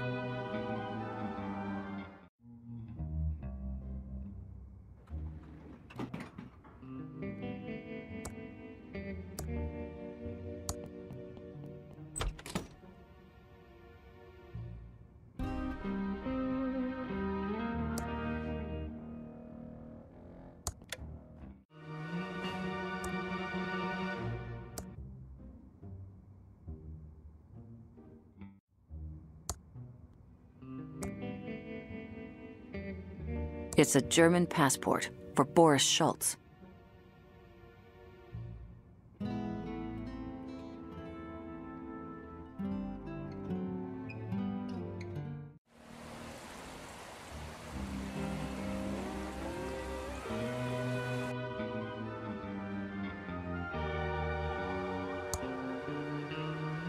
That tickles.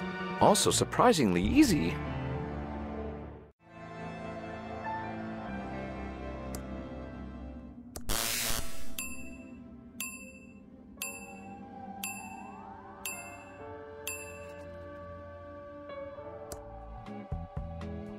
You ought to be doing your job, scaring someone in the lobby instead of talking to me. You don't want to make Xavier mad.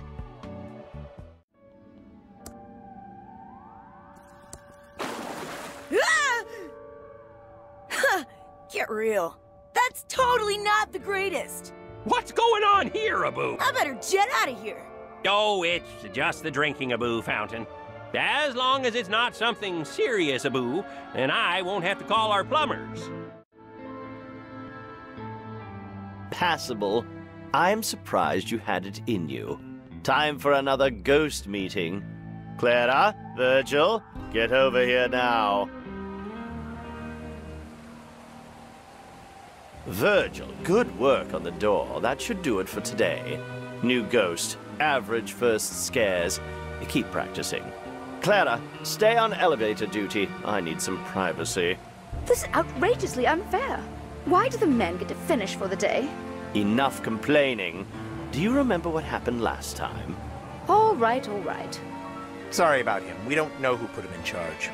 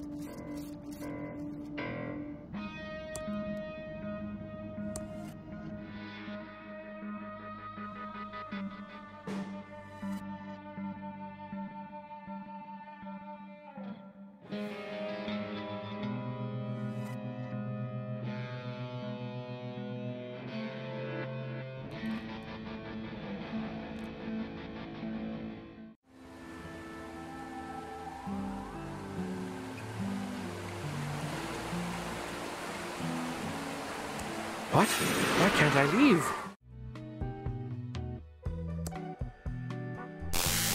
Sorry, but Xavier said no one could go to the penthouse.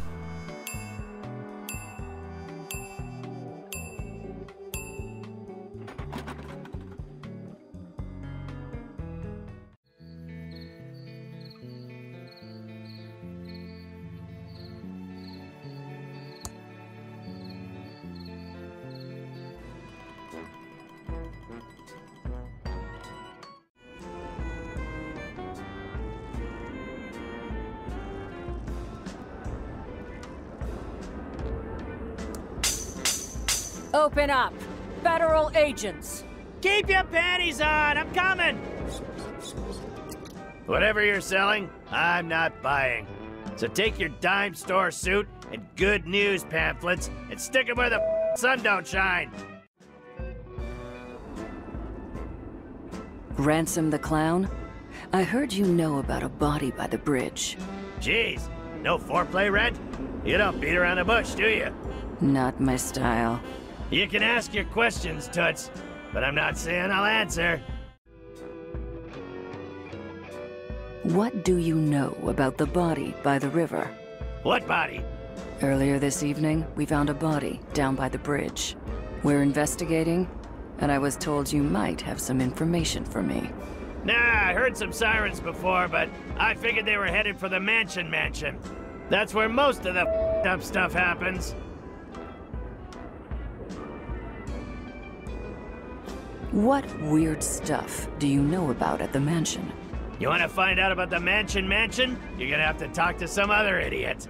I keep to myself, and the town folk leave me the alone, I'm not about to rock the boat. I don't pay rent here, and I can't go anywhere else after my ex-wife took me for everything I had. We heard you don't get along with the locals. Given my creepy clown face and penchant for abusive name-calling, it's not made me a popular community figure. No. But I don't need the validation of these small-town losers. I'm Ransom the Clown. I was on the Tonight Show. I'm great. What do you know about Chuck? Chuck? As in, Chuck, my factory is too good to make toys, Edmund? Didn't know the pompous well myself, but I knew his brother Franklin. Weedy guy. Total scared to stand up to his big brother, even though the family business was in the crapper. How do you know Franklin Edmund? We were supposed to go into business together. My act was about to go bigger than... Jesus. I was a hit on The Tonight Show. I was on my way to the top, so we figured why not cash in with a little merchandising. Franklin wanted to get the Pillow Factory into making toys, so it seemed like a good fit. What kind of toys were you planning to make with Franklin?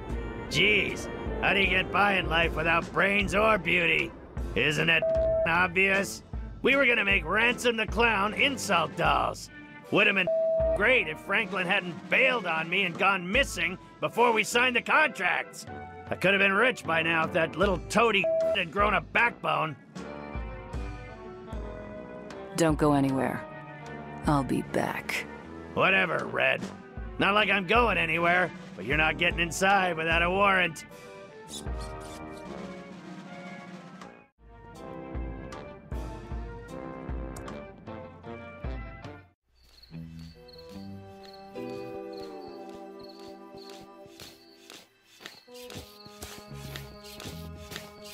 What are you doing there? Oh, I'm just digging. Mostly holes. But then I buried them again, all neat and tidy. Digging? Ha! I'll lick to hook them holes. Better ring the doorbell. Hello? How can I help you? Federal agent. Are you kids doing drugs in here? I'm sorry, this isn't a good time to chat. So, if you'll excuse me, I need to talk to my sister about the will reading before heading out. She's waiting for me in the library. Well, okay. Just don't leave town.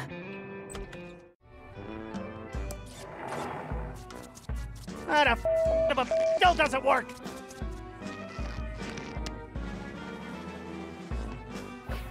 Well, at least I tried.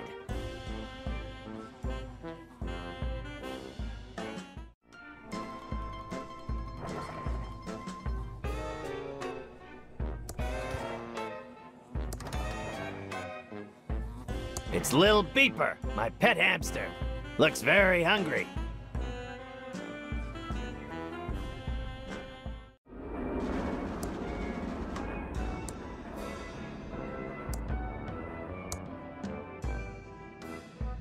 Well, that's one. Lil Beeper loves this crap.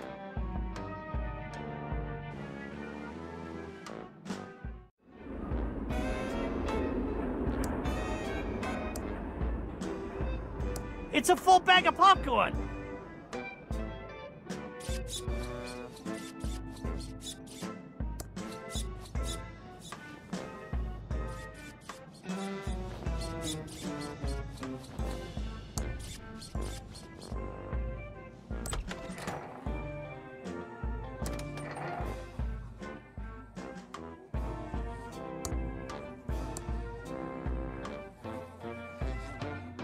Here you go, Lil Beeper.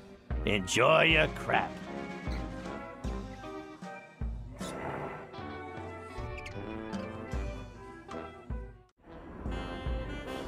It's my next lawyer's business card. Brent Bailiwick J.D. Legal problems? We'll screw him for you. I'm in the phone book. He definitely screwed me.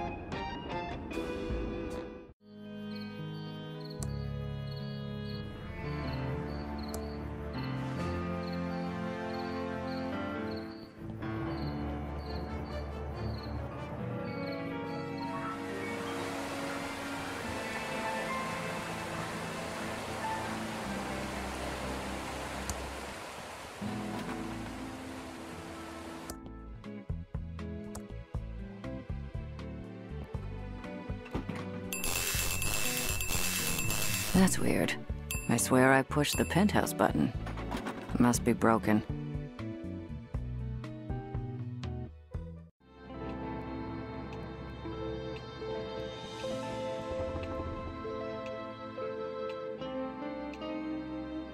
Where the hell have you been, Dolores? We're all here waiting for you so we can start the reading of Uncle Chuck's will. Take a chill pill, Lenore. I had to answer the door. It was one of those federal agents. I don't care if it was the flippin' Pope. Let's get on with it, sister. I want to know what I got. Wait, I thought you said everyone was here. Where's the lawyer? I don't know. I thought he was coming with you. Oh, Lenore, you're useless. Has anyone tried calling him? Well, maybe if you hadn't left town and broken Uncle Chuck's heart, we wouldn't need to call the lawyer to read a will. This is all your fault, Dolores.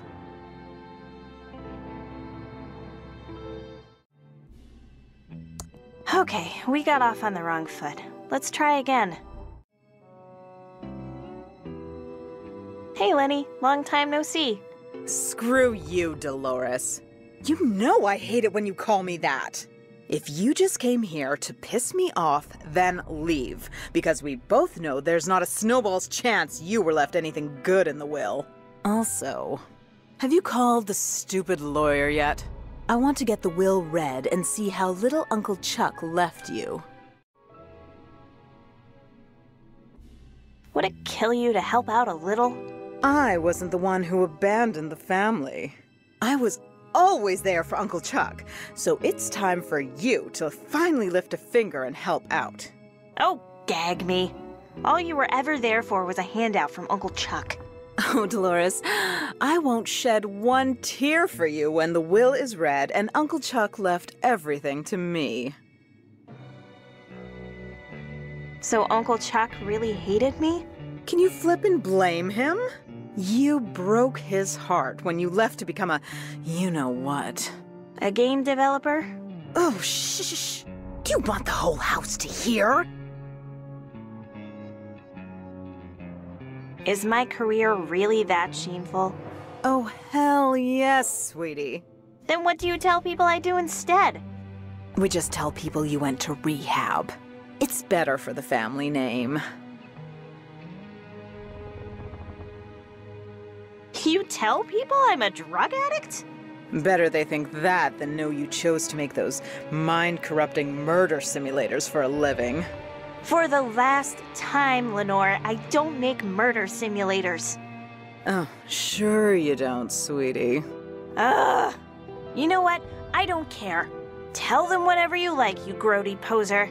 But this makes us even for the time I used your homecoming crown as a conductor in my homemade generator.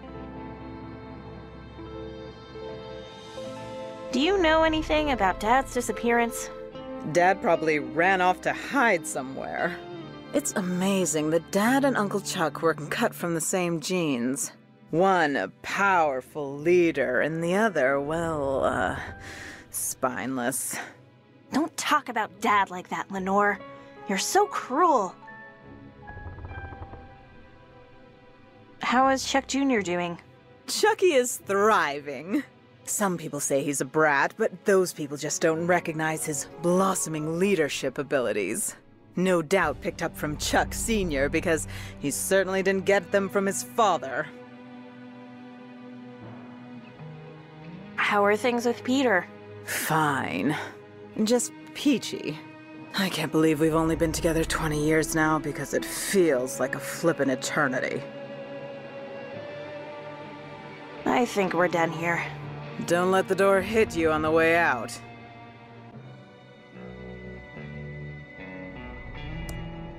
Dolores, if you have anything to say, you say it to me. Peter is embarrassed to talk to a, you-know-what.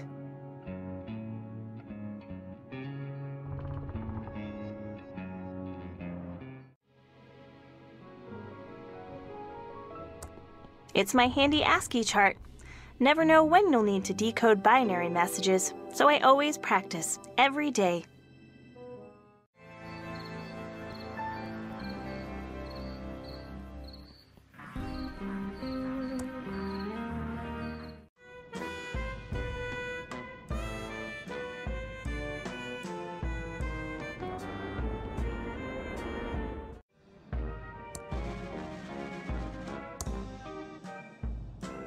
Like I don't have enough to carry already.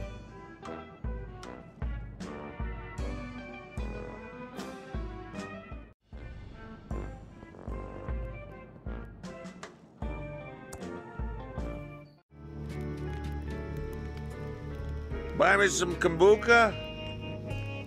Hey, buy me a drink? Loose change? I have a new wallet for you. Can I have your muddy one? I could use a clean wallet, thanks. Here's my old one. We'll talk later. Don't leave town. Where would I go?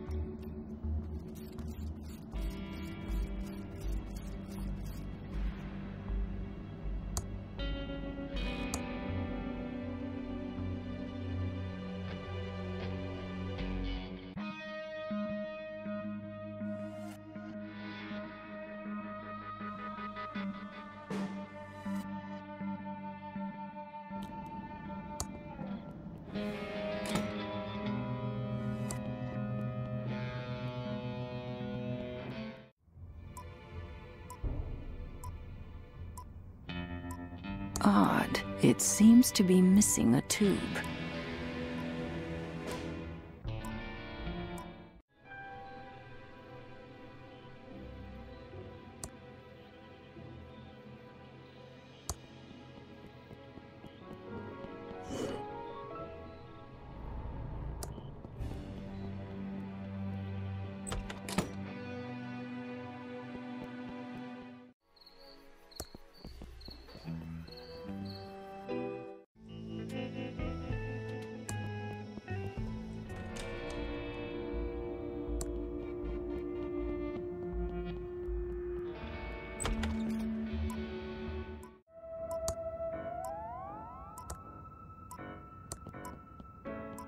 That should fix it.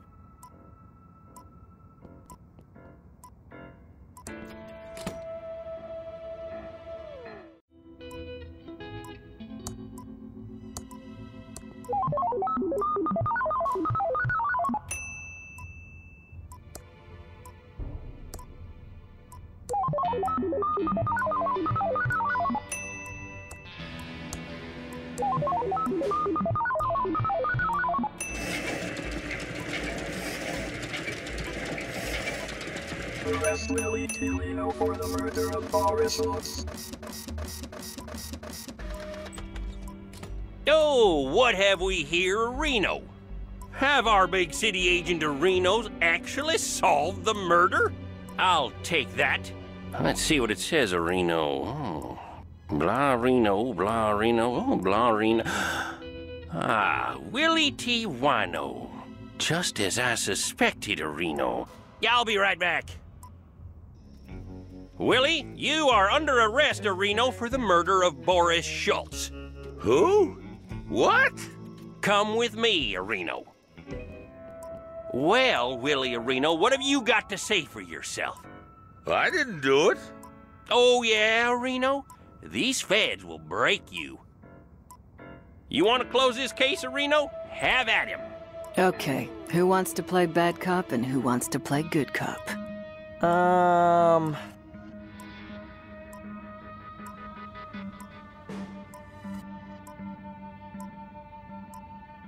You play good cop.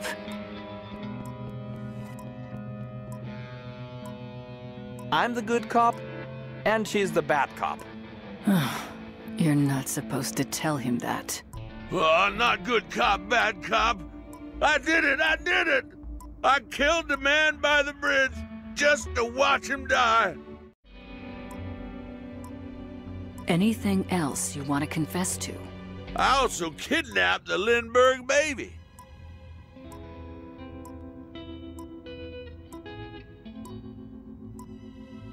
Keep talking, murder boy. I'm D.B. Cooper, and I stole all the money.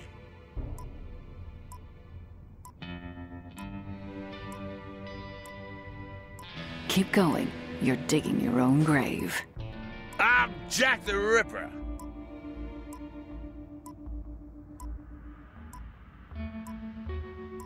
Blab on. You can't beat good cop, bad cop. I took the beef.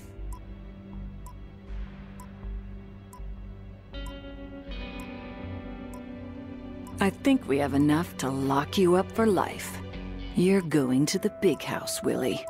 Don't mess with the feds.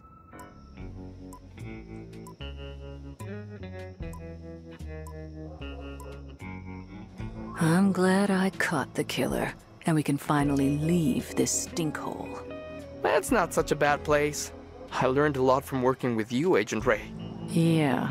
I'll look you up if I'm ever at the home office in Albuquerque. There is no home office in Albuquerque.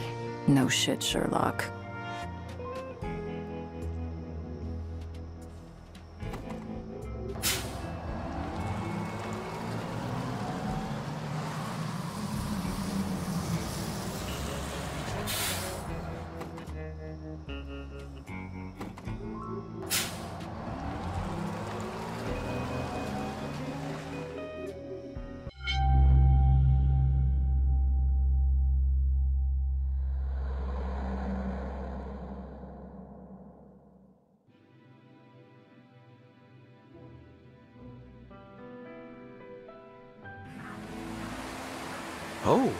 Oh, I'm, really dead. It's just starting to, sink in. I'm never gonna hold my Dolores again. I never told her how proud I was of her for getting that job designing games. I was, too afraid of what Chuck would think. Now I'm dead. I don't remember who killed me or why I'm trapped in this hotel. I need to find a way to escape from here. There has to be a way out. A magical book or a spell. Oh, Franklin, now you're going insane. That only works in games.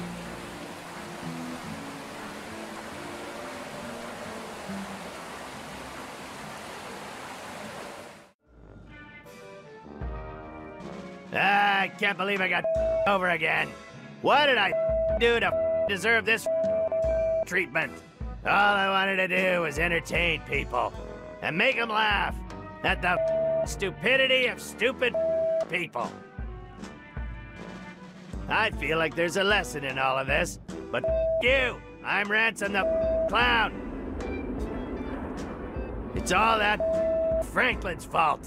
He was gonna talk to Chuck about putting my new high-tech Ransom the Clown license dolls into production at the old pillow factory. Then he flaked out. He's probably in Mexico skinny dipping with my ex-wife. Okay, I need to break into that pillow factory and see if my prototype Ransom the Clown doll is still in there. My comeback depends on it. You!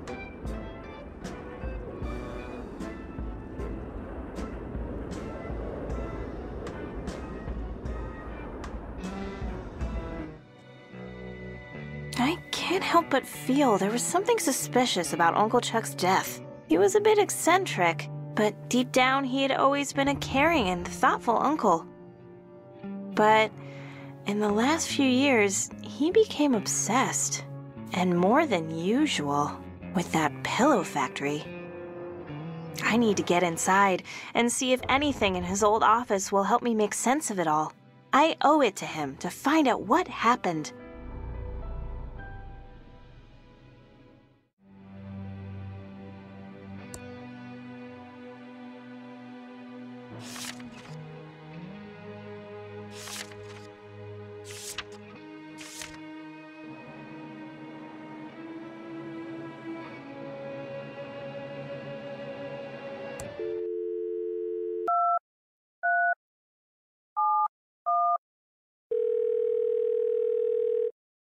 Hi there, this is Brant Bailiwick, JD. Do you have legal problems? Then you've come to the right place. I'm out of the office today at ThimbleCon 87, handling all cosplay legal issues. Stop by my booth.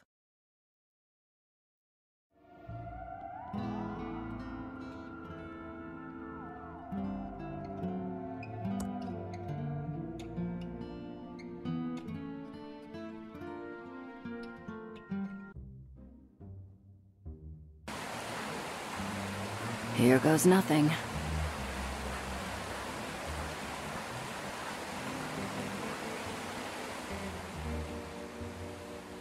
I'm checking in. Certainly, Abu. Here is your room key.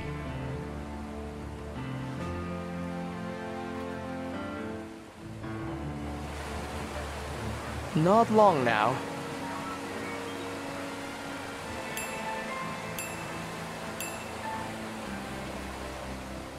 I'd like to check in, please. Certainly, Abu. Here is your room key.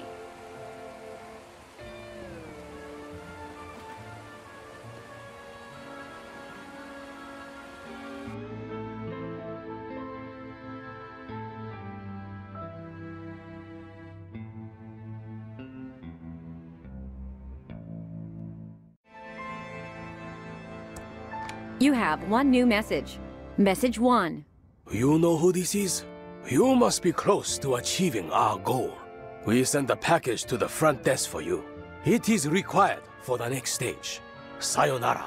No more new messages. You have one new message. Message 1. Hola, soy mamá. ¿Recuerdas la vieja promesa que me hiciste sobre papá? He enviado un paquete a recepción. Es vital para nuestro plan. Come bien, llámeme pronto. Estoy preocupada. Un beso. No more new messages. Here's your package, Abu. Thank you. Oh, this is just great. Is that you, Reyes? No, I'm not Reyes. Drop the act. That's the worst disguise I've ever seen. Then I guess you haven't looked in the mirror lately. Touché. What are you doing back in town? I knew something was up with you. Same here, Sherlock. I don't think either of us were being honest.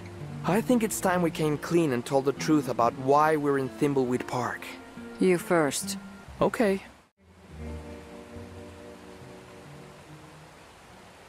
I'm investigating the old pillow factory fire that killed my father. I was wondering why you kept asking about the fire. I figured it was just some perverted pyro fetish. My father was a security guard there. How old were you? I was only 5. Mom says he was always complaining about the faulty logic in the factory machines. Clearing your dad's name is a very noble cause. I'm sorry I've given you such a hard time. I need to get into that factory. I'm sure there is evidence in there that will clear his name. Now, why are you really here? Well,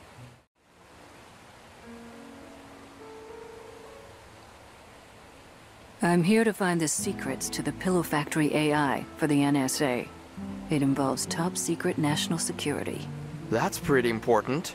Sounds like we both need to get into the Pillow Factory. Let's work together on this one. Total honesty. Wow. National security. That's some heavy NSA stuff. Let's split up. It will go faster. Good idea. Sir, I have a package, Abu, for you.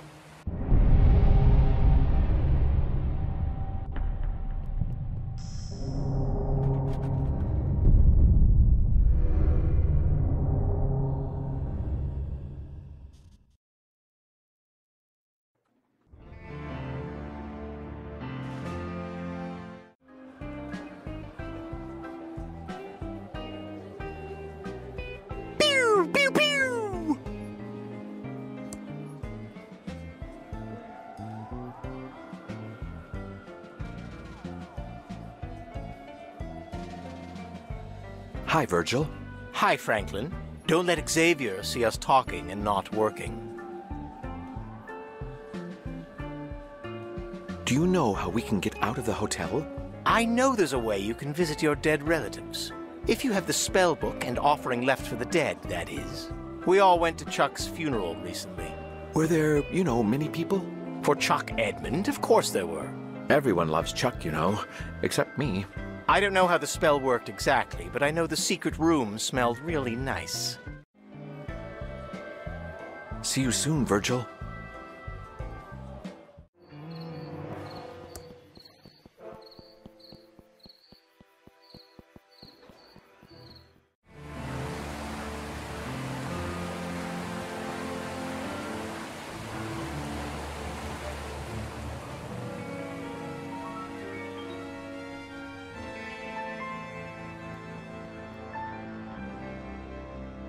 Calling all geeks. ThimbleCon 87 is now open.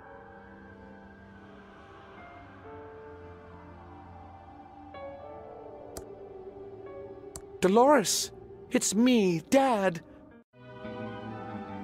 Dolores, can you see me? I'm standing right here. I want to give you a hug and say I'm sorry. I wish I'd, stood up for you against Chuck. I'm really proud of you for getting that programmer job. You followed your dreams and didn't let Chuck hold you back. I wish I could have, been as strong as you. I wish I'd stood up to Chuck. Chuck pushed everyone around and used his charm to make everyone forgive him. I saw it and, didn't do anything. Goodbye, Dolores. I miss you.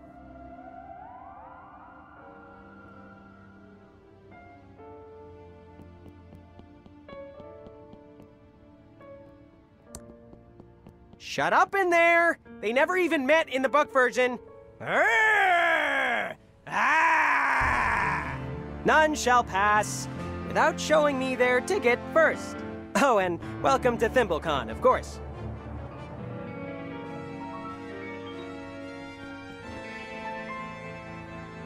How can I get a ticket? The radio is doing a competition to win tickets. You could try your luck by calling up when they announce it.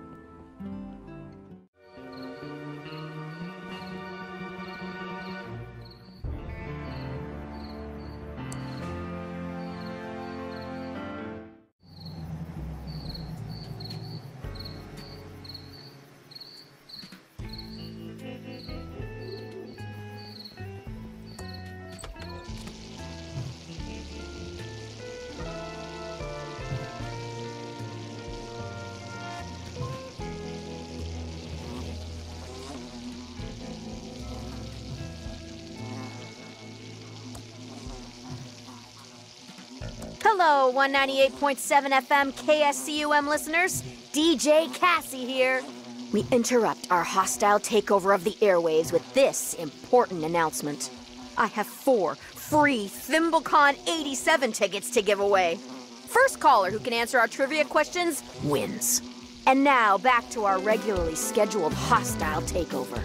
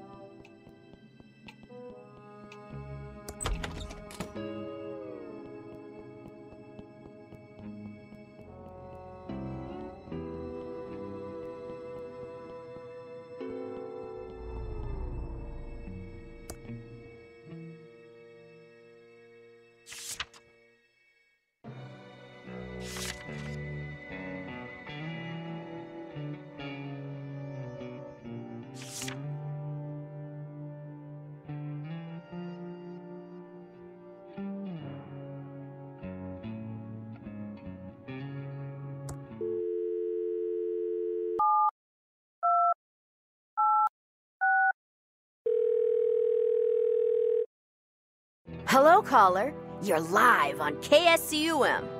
Hello?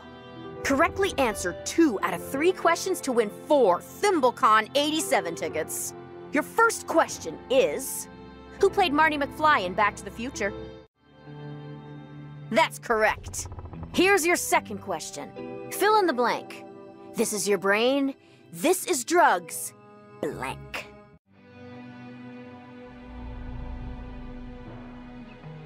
You got it right! And your final question. Who said, Mr. Gorbachev, tear down this wall? You got it! Let's see how you did. You got 3 out of 3, a perfect score! You win 4 ThimbleCon 87 tickets. You can pick them up at the Edmond Hotel front desk. What's your name? My name? Thank you, and congratulations. Now back to our regularly scheduled hostile takeover of the airwaves.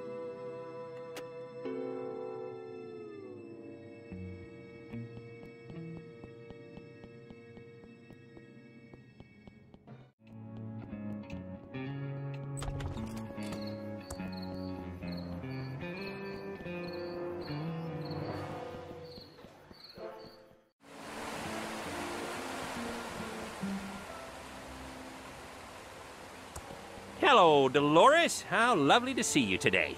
How may I be a boo of service?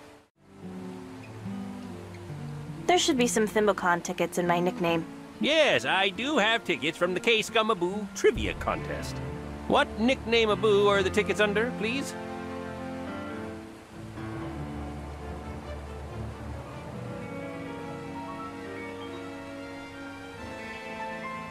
Ah, yes, here's your nickname-a-boo on the list. How else may I be a boo of service? How's business been going? In this town, always slow. You know how it is. Well, ThimbleCon-A-Boo just opened to record crowds. How else may I be a boo of service? I'm going to check out the beautiful lobby. Goodbye. Have a nice evening, A-Boo.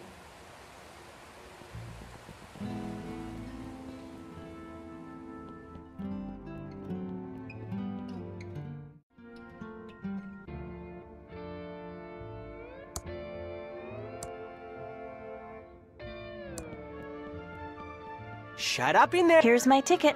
Thank you. I'll take the tickets for your friends while you're here. Saves time so you can live long and prosper.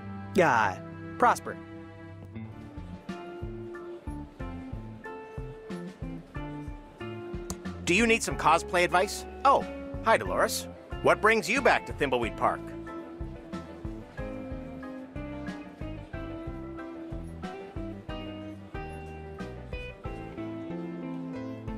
I need you to read Uncle Chuck's will. Chuck never paid me to read his will. My fee was $15,000, and I didn't see a cent of that money. I'm sure he must have paid you. It's not like Uncle Chuck to forget something like that.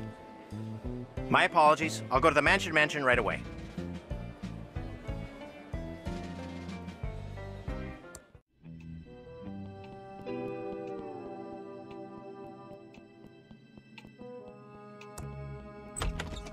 I see we are all here now. Excellent. Before we can proceed with the reading of the will, Chuck Edmund has 3 stipulations.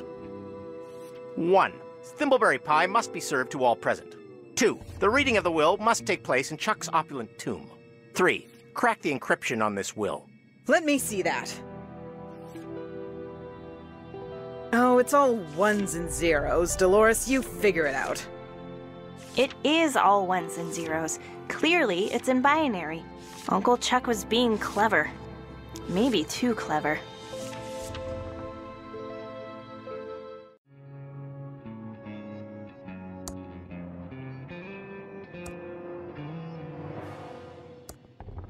Mr. Ballowick, here's the freshly baked thimbleberry pie. One of Chuck's 3 stipulations is now fulfilled. We have a fresh thimbleberry pie. You still need to decode his will, and then we'll meet inside Chuck's opulent tomb.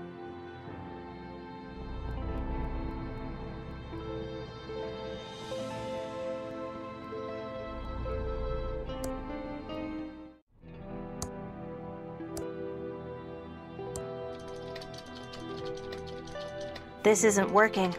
I'm going to need a pretty powerful programming language to decrypt this will.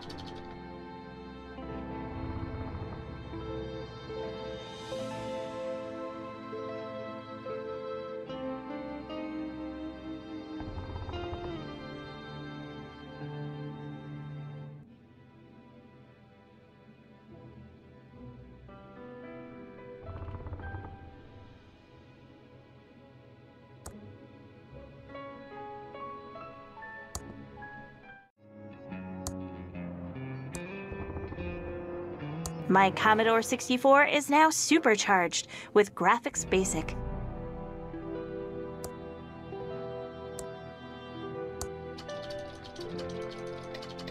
It's working. Whoever created Graphics Basic has a brilliant career ahead of them.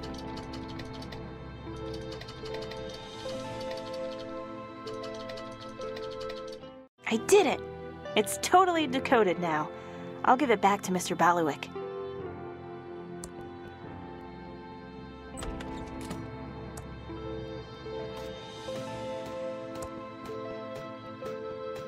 Diggin'!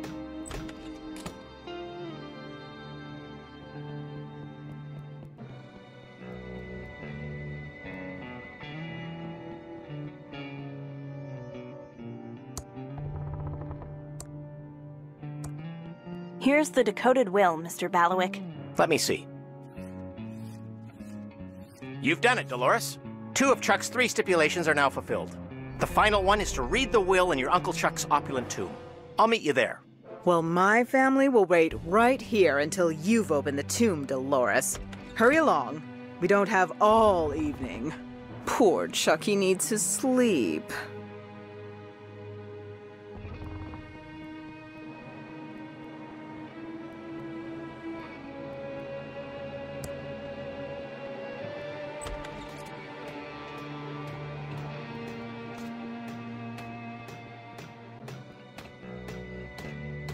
Diggin'!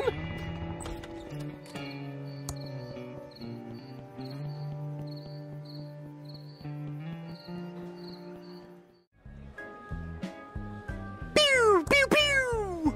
Starships in bottles, handmade.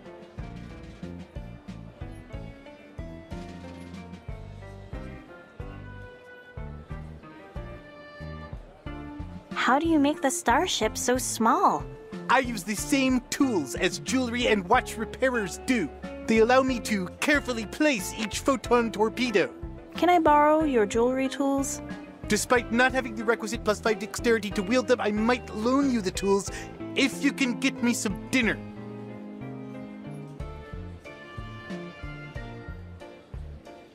What do you want in exchange for your tools? Well, I'm really craving a hamburger. How about a hot dog? No, definitely not. A hamburger is what I need. Get me a hamburger and I'll see what I can do for you.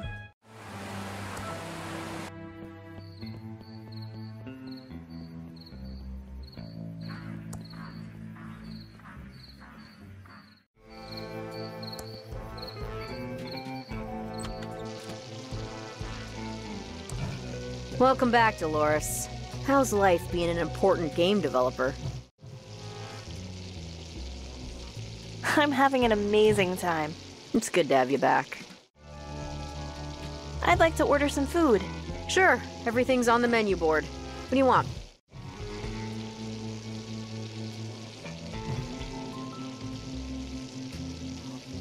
I'll have a hot dog. Good choice, honey. We're trying to move him out. Eat up, hun, while it's still hot. This hot dog is even worse than the food in the Mucus Phlegm lunchroom. Gotta go.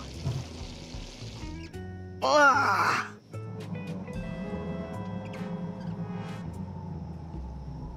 Oh. I feel better now.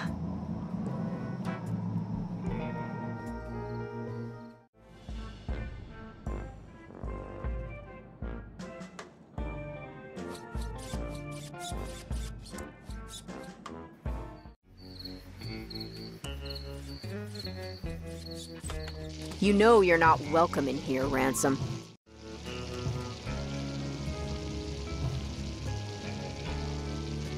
You can't legally refuse me service because I'm a clown. No, but I can refuse you service because you're a B-pole clown. Tell it to someone that cares. Just order your food and get lost.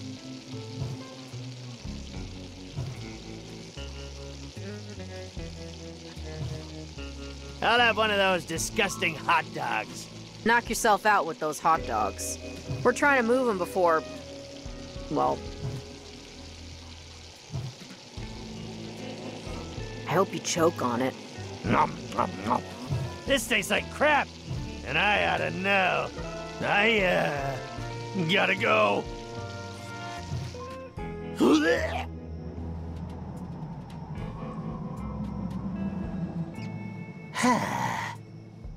I feel better now.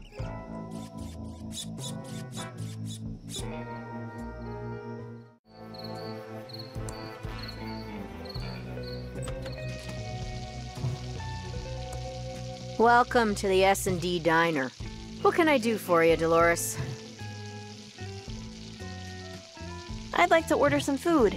Sure, everything's on the menu board. What do you want? I'm ready for that hamburger.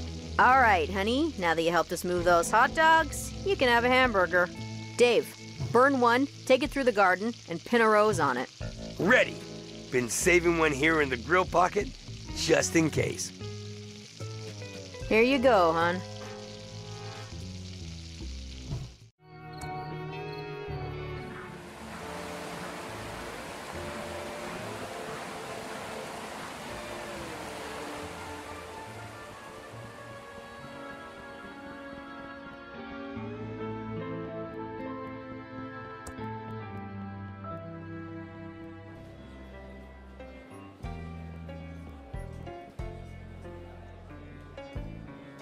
Pew, pew! Thanks. That's exactly what I wanted. Delicious. I have to go to my room.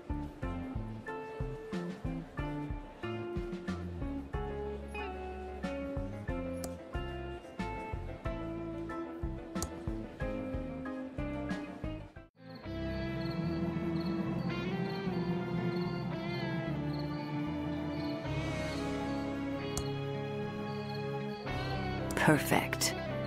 It's a special tool for a special use.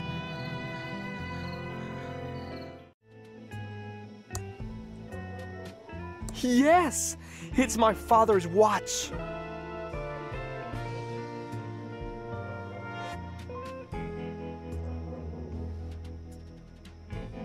It's my father's old pocket watch, but it's broken, and only a professional will be able to fix it.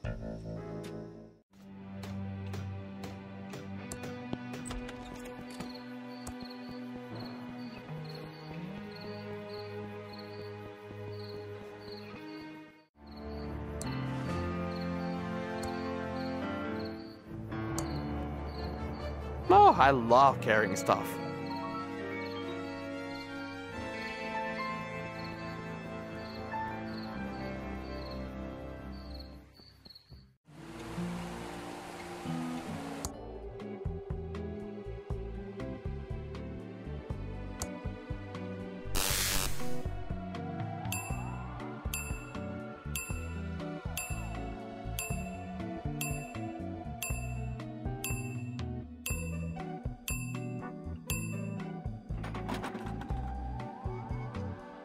I can't believe I finally made it to the penthouse. Who's that now? What are you doing here? You know, just looking about. I suppose I'll allow that as long as you don't annoy me.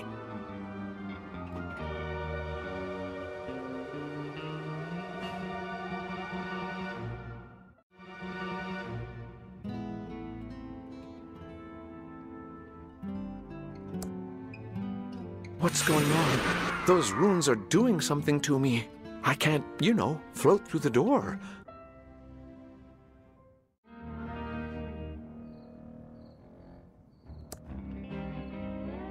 Hey, new ghost, I told you not to bug me. Is there any way I can speak to my daughter again? Not a chance, new ghost. Only the crystal behind me will grant you the ability, and you'll never get it. Hypothetically, if I was to get the crystal, how would I use it? Well, you're not going to get it. But hypothetically, if you were to get it, and only hypothetically, because you will never get it. Yes, you know, only hypothetically. Okay, hypothetically, you would just take it into my secret room, and you'd be able to talk with the living. That's it.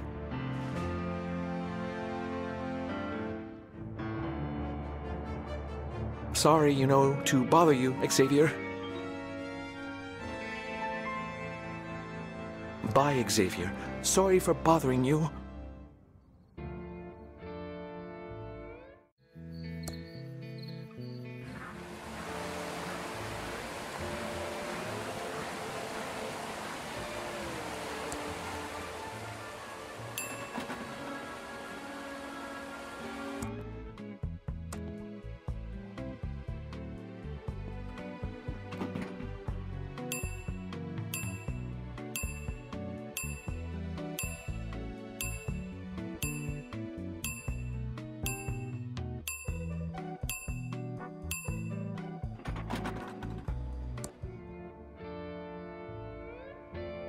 Who's that now? This is unbelievable. An alive human in my penthouse. Cleta's in so much trouble next time I see her.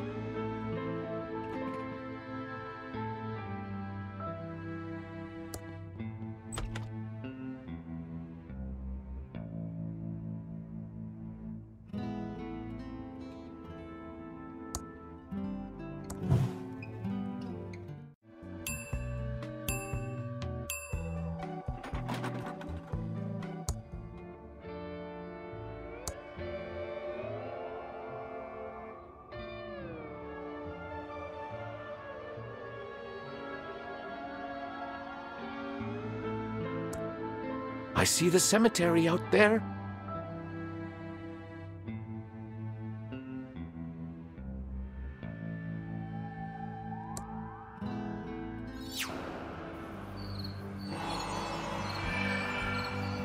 Looks like Chuck got a tomb to fit his ego.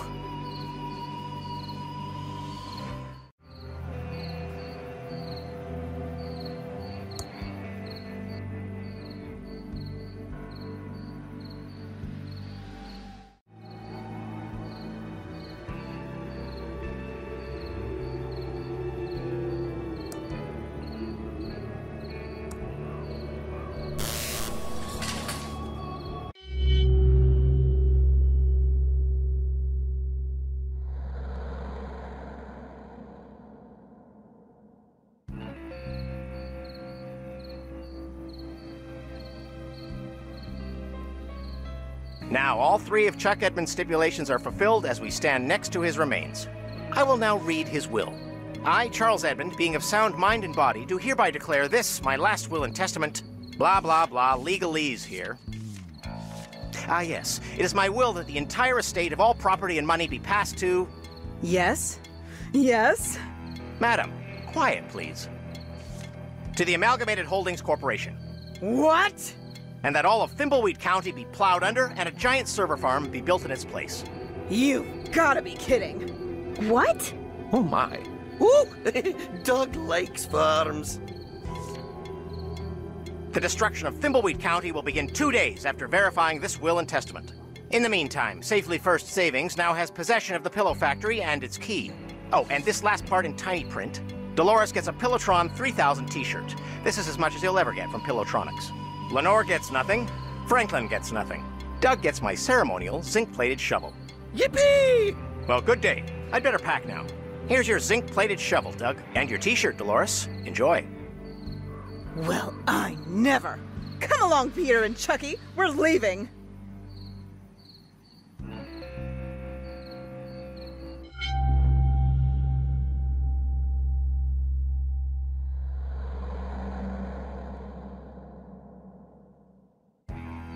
Something is very wrong here. I need to get into the factory and see if I can figure out what happened to Uncle Chuck.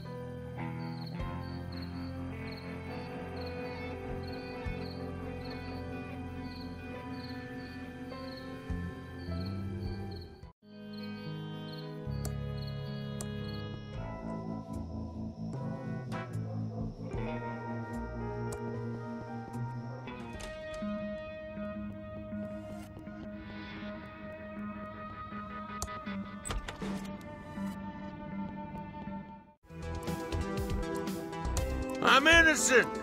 We got a confession. You're swinging, murder boy. Don't try to deny your crimes now, you creep. But I didn't do it, I swear! Look, the only man I ever wanted to kill is Chuck Edmund. He's already dead. So, you admit you have murderous fantasies. Seems pretty cut and dry to me. If you didn't do it, why did you confess? I was scared and confused. When you pulled that good cop, bad cop stuff on me, I'd have said anything to make it stop. I'm just a humble watching violin repairman to the stars. I'm not used to your big city torture techniques. I'm still not buying it, murder boy. The Arrestron doesn't make mistakes. That hunk of junk is in cahoots with whoever set me up. You ask anyone, and they'll tell you, old Willie wouldn't hurt a fly. He might be able to manipulate these small-town hicks, but that crap won't work on me. I hope you rot, murder scum. How are you feeling, scumbag? How am I feeling? How am I feeling? I'm mad as hell, that's how I'm feeling. You agents locked me away when I did nothing wrong. You're getting what you deserve. You people make me sick. The only justice I'll ever see is when you agents get what you deserve for putting away an innocent man. If I ever get out, I'll make sure you get what's coming to you and give them a real reason to lock me up. Let's add threatening a federal agent to your rap sheet. Yeah, well, threatening an agent is the only crime I've actually committed. Just leave me alone. I'm sick of your face.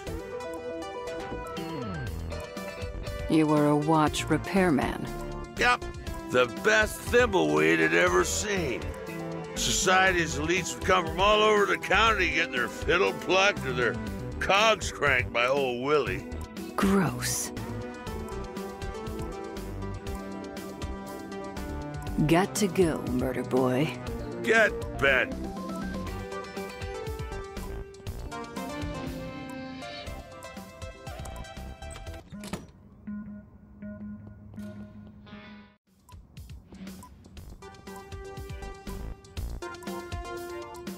I'm innocent! If you didn't do it, a jury will find you not guilty. I heard you used to have a watch repair shop. Can you fix this watch? Why should I? Considering I'm only locked up because of you. If you fix the watch, I promise I'll prove your innocence. Well, let me see it. Well, that's a strange-looking watch. But sure, I can fix it. But do you think I can fix it with my teeth? Come back when you have some proper tools.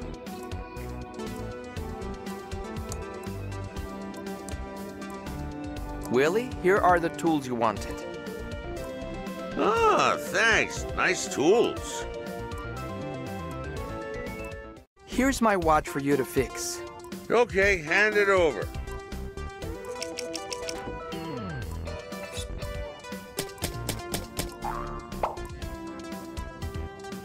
Okay, your watch is fixed. Here you go.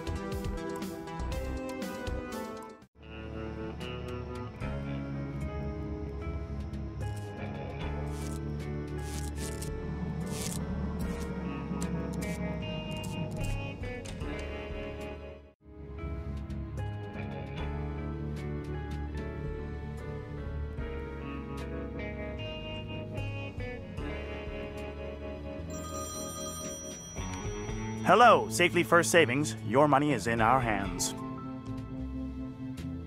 Is this an obscene phone call? Keep talking. I've almost traced you. Why do you think you can waste my time like this? Ugh, they hung up. I almost had them long enough to get a trace on the call. How can I help, madame? You know much about Chuck Edmund? He was a much-loved community figure and our bank's most loyal customer. Mr. Edmund will be sorely missed. He can't hear you 6 feet under, so don't kiss his ass for my benefit. Have some respect for the dead, please, madame. What's your role here? I'm Mr. El Palo, the manager of Safely First Savings. I take care of all the day-to-day operations of the bank. May I ask why the feds are interested in my work all of a sudden? You may not. How did you know I'm a Fed? You mean aside from the terrible suit? This is a small town where everybody knows everybody else and their business. When a couple of strangers start snooping around, word travels fast. Looks like we got ourselves a regular Sherlock. Did you hear about the murder? Of course.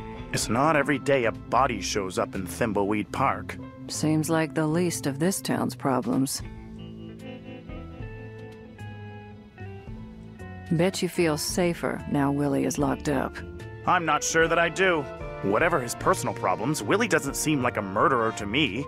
That's what everyone who knows them says about a killer. Maybe so, but I just don't think he did it. Willie did it. That stupid arrestron proved it. Say what you want, but it doesn't change the fact there is likely an innocent watch repairman sitting in a cell right now. Goodbye, Mr. El Palo. If you ever need savings or loan advice, feel free to drop by.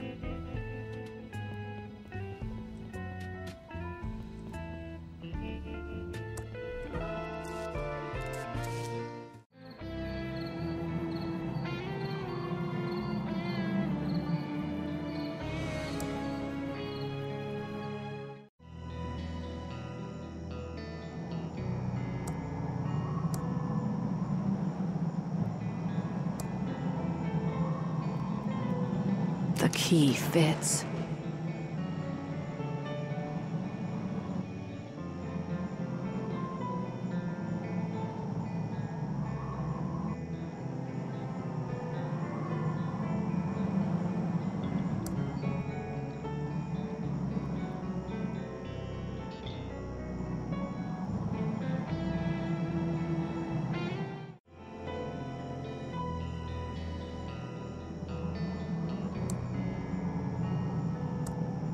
Nothing happens.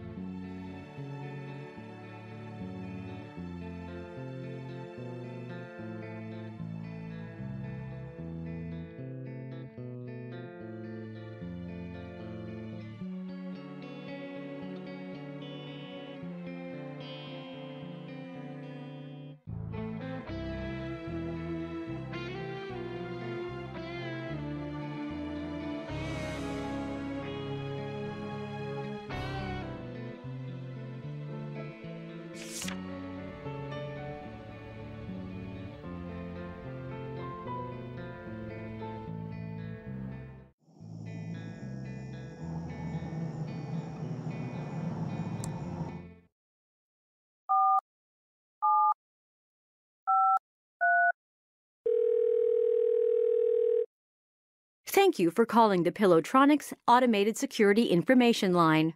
For today, proper start time for Station 1 is 6:30.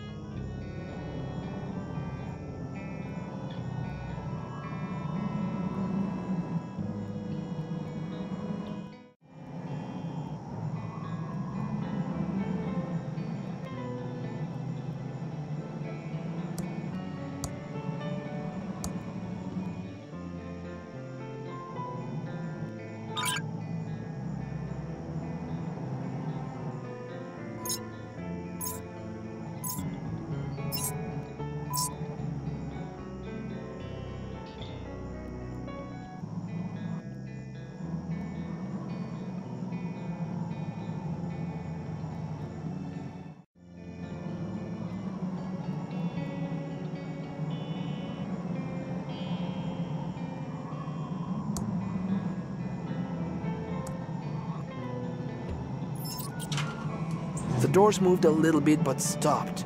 They must be stuck.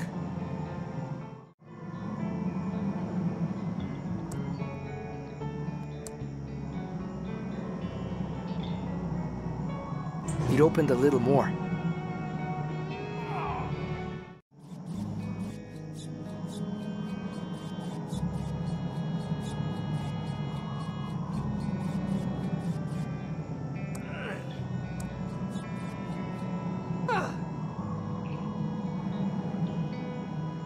I think someone could squeeze through now.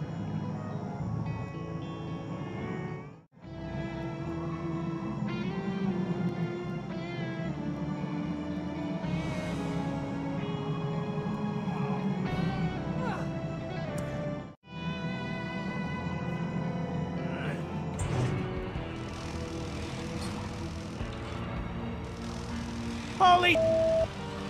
Oh, you said it, Clown. This can't be. It's not possible. What have you done, Uncle Chuck?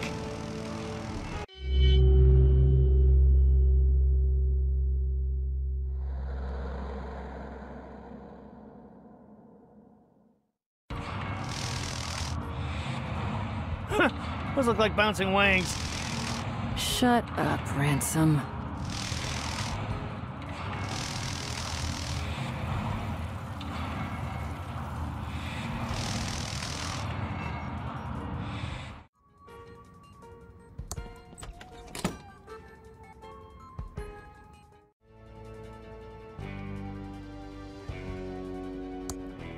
Looks like a strange floppy disk. It says Silbury Hacker Boot Disk on the label.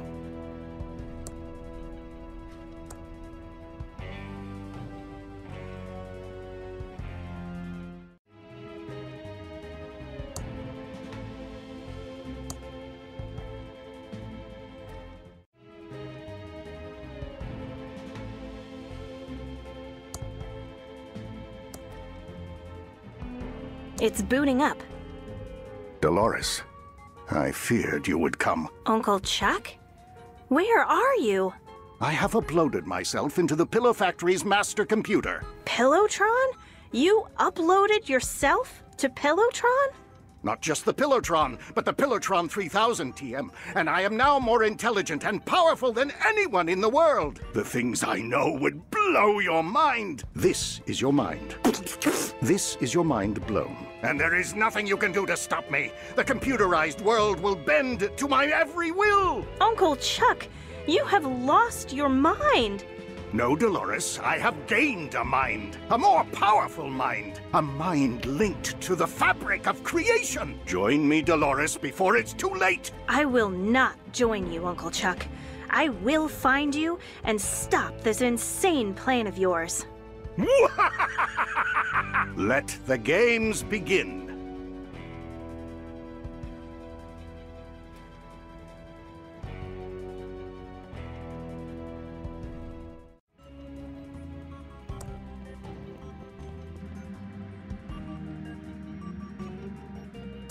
I have become one with Pillowtron 3000, TM, and you are all doomed! Help me! Please! Help me!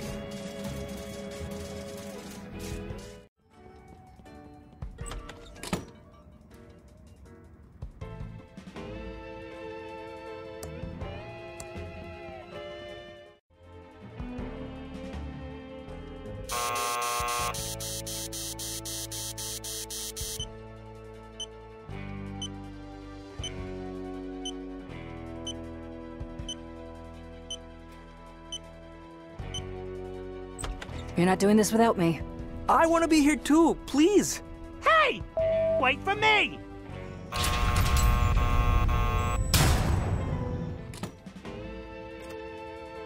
I think we're locked in here now. Yeah, we're screwed. Fools!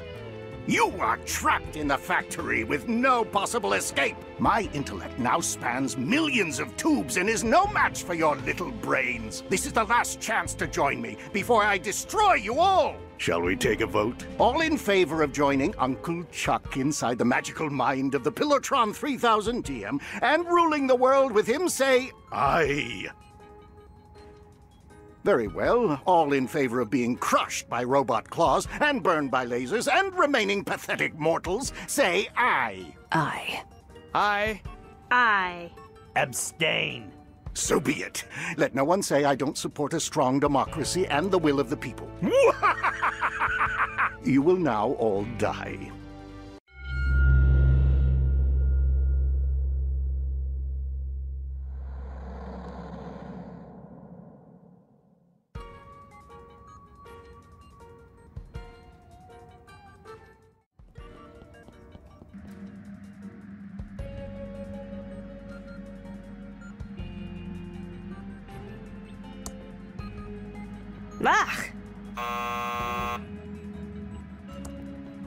How clever. You rebooted my computer! 5, 4, 3, 2, 1. Emergency reboot. I have become one with Pillowtron 3000, TM, and you are all doomed!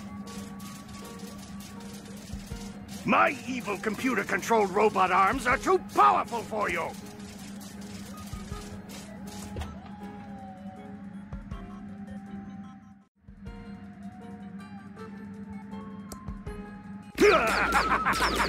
You will never get past my searing lasers of doom, TM. You are doomed!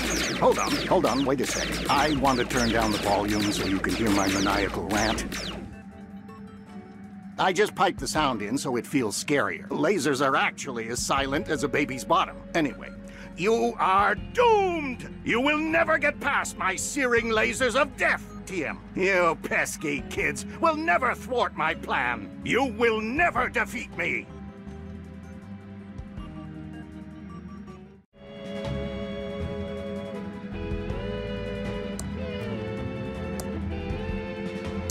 Like I don't have enough to carry already.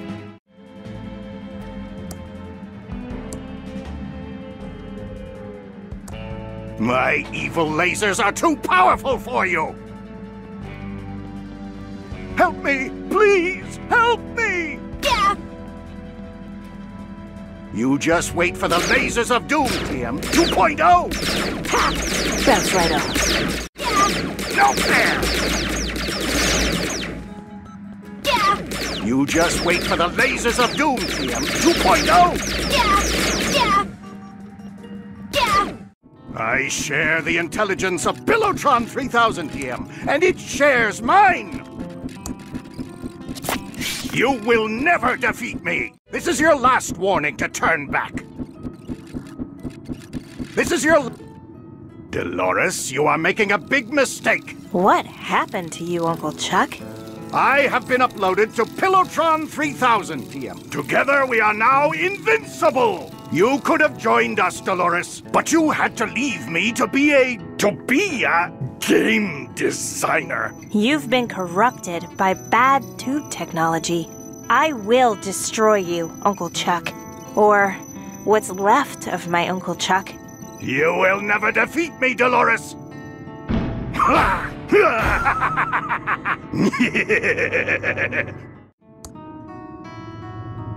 You can't defeat me, Dolores! I knew you would come, Dolores. You were too smart not to figure out the puzzles. I knew you would figure it out and come for me. Help me, Dolores. Dolores, it's me, your Uncle Chuck. I'm glad you came to save me. You tried to kill us. Why should I save you? Because I discovered something you'll want to know about. Pull up a chair, Dolores. This is going to get crazy. Okay, 1, you locked me in here, and I can't get a chair. And 2, how can it get any crazier than your uncle downloading himself into a tube-based computer? Good point, but it's going to get crazier. It all started when I discovered the Tron tubes held the secret to AI.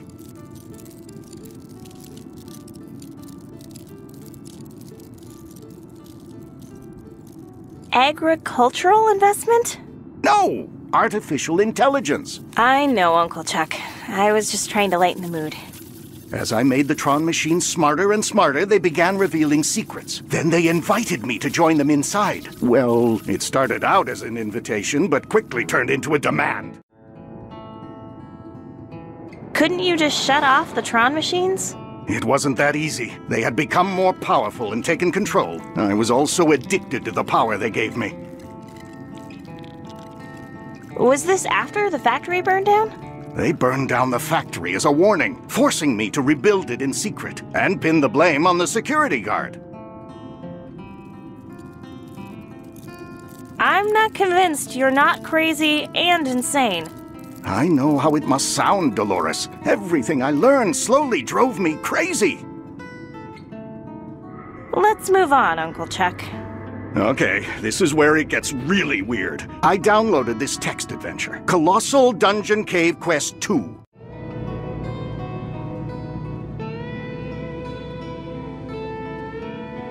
Downloaded? You mean it was purchased online? Well, look who's being judgmental. It doesn't matter how I got it. It matters to thousands of people who earn a living making games. Okay, now you're just getting preachy. Can I get on with my story? The more I played and modded the game, the more I realized not only was this adventure game a little simulation, but the world we live in is also just a simulation. But worse than a simulation, we are all just characters in a video game.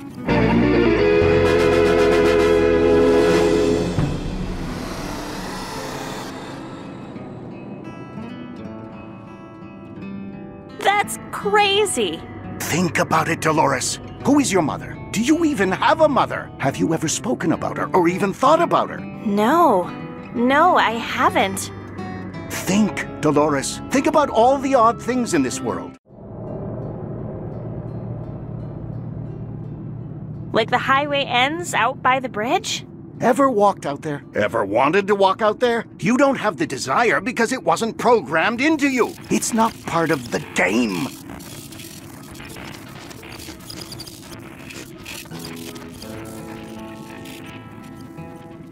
Like we go around collecting specks of dust? That's not dust you're collecting. They are pixels, the building blocks of our world. They are put there to prey on the compulsive among those in the upper world.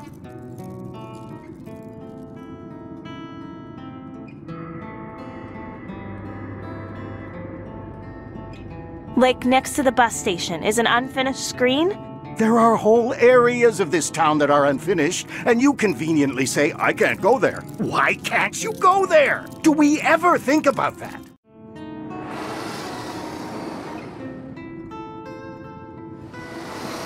Like the sheriff and the coroner are the same actor? Exactly! Probably saves money on voice acting talent, and art and animation.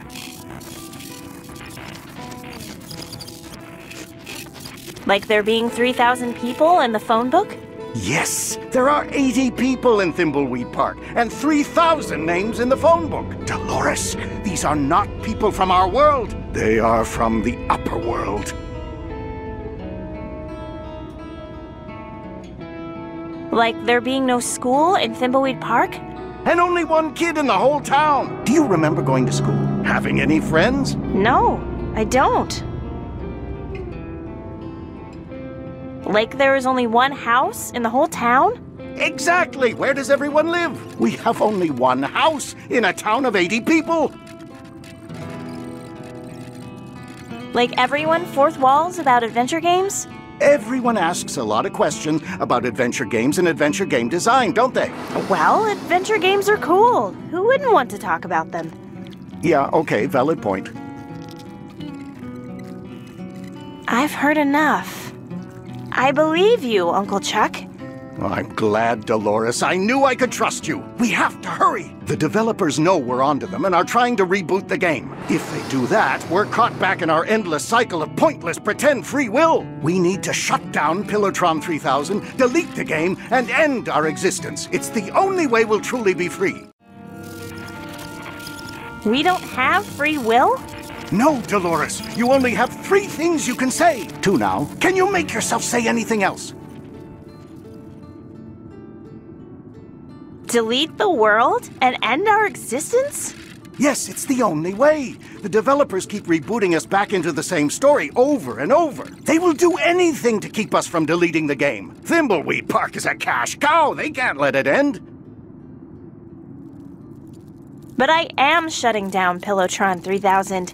No, not this Pillowtron 3000. The original Pillowtron 3000. The concept art wireframe Pillowtron 3000. The developers transferred all the code to it when they saw how close I was getting. You must find it and shut it down before they reboot us.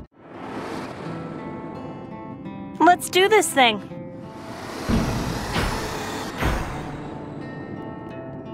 We've been watching on the big monitor outside. It's mind-blowing. What the? It's all fake, like my ex-wife. I know none of this is real now, but I still need to clear my father's name. I was so close to getting a big payoff. I can't let this slip away. Before it all ends, I just want one more show. One last chance to live in the limelight. I've hidden away 4 inventory items that will fulfill your endings. Take them and you'll be free! Dolores, I saved the best one for you. I can't tell you how to use it. The developers deleted all my dialogue in the hopes of keeping it from you. Your only clue is back in the original Kickstarter video. Everything you need is there.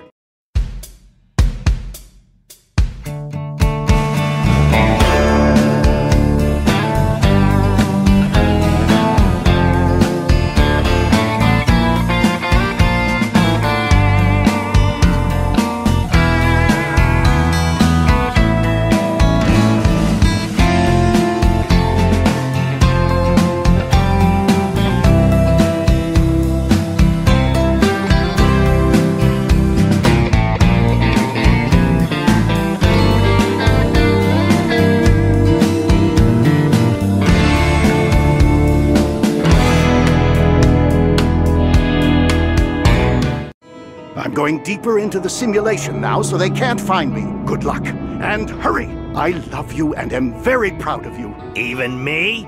Shut up, Ransom. Fred.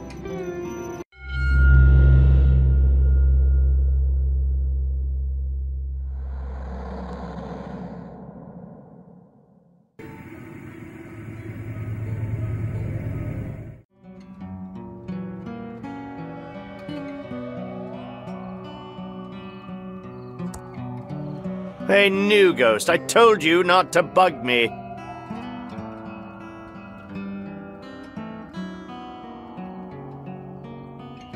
You're a bully and a tyrant. Whoa, sounds like New Ghost found some spunk. My name is not New Ghost, it's Franklin. Careful, or it's to the basement for you.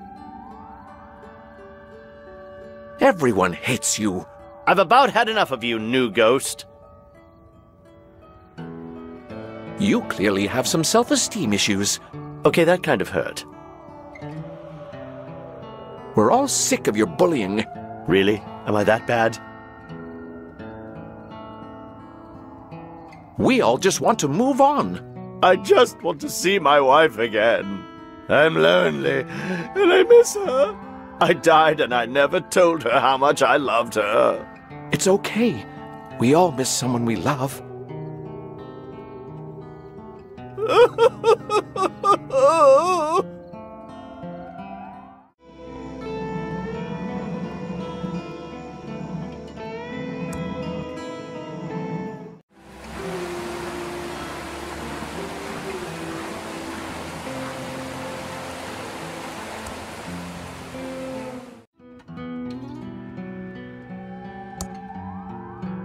Dolores.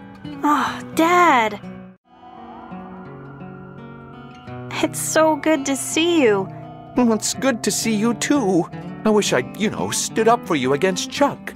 That's okay. You've lost some weight? Well, you could say that.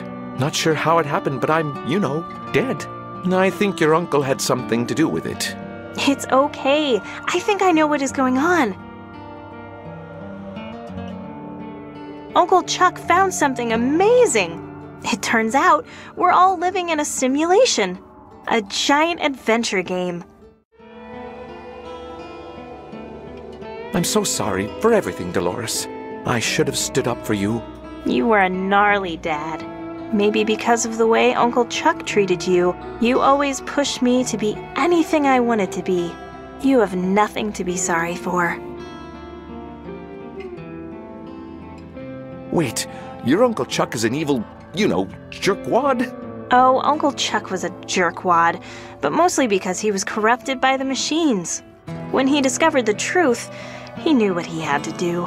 He was a jerk to me before that. I know he was. A simulation? That can't be true. It's true. I'm on my way to shut down the Mastertron machine and free us all.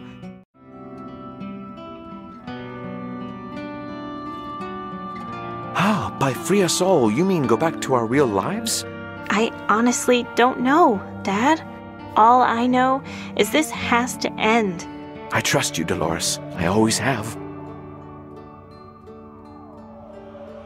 You should get going. I love you. We're all counting on you. Thanks, Dad.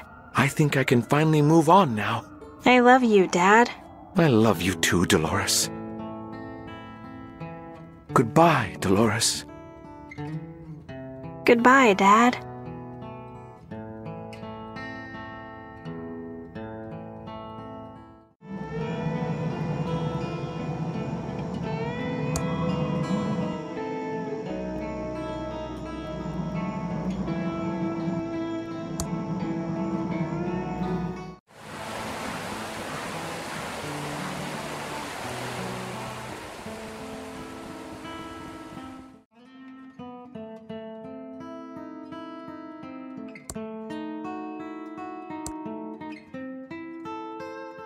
Hey, nerd.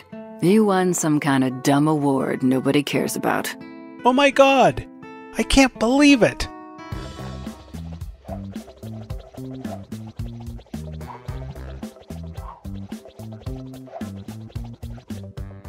I have to go tell the others. Nerd. Now I need to find the secret I'm being paid to recover. It must be in here somewhere.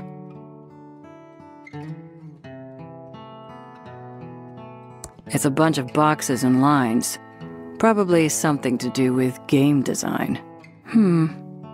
I wonder...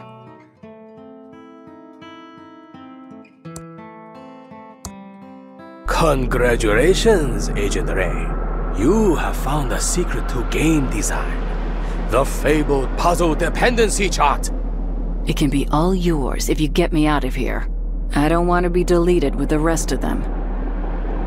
We will begin the uploading process momentarily.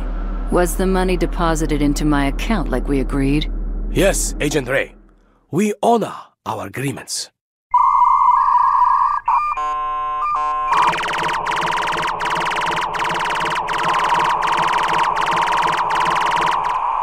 That tickled.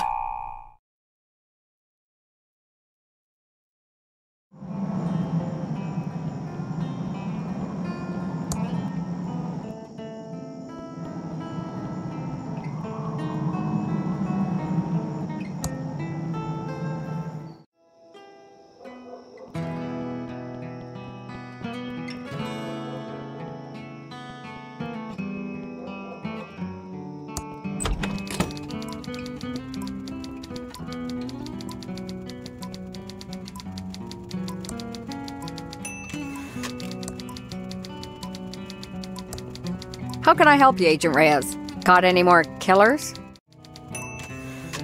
I have a big scoop for you.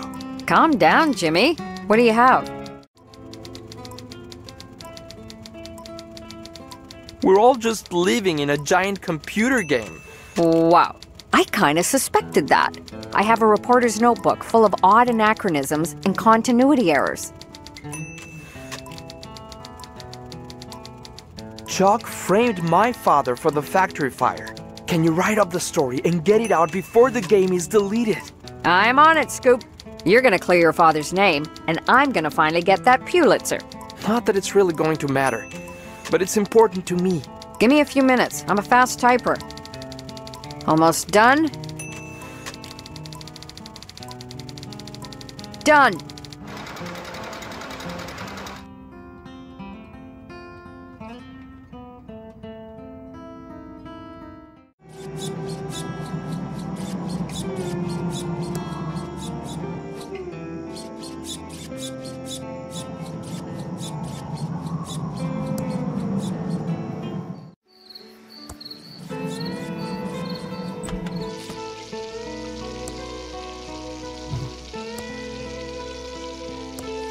I got this for you, Sandy.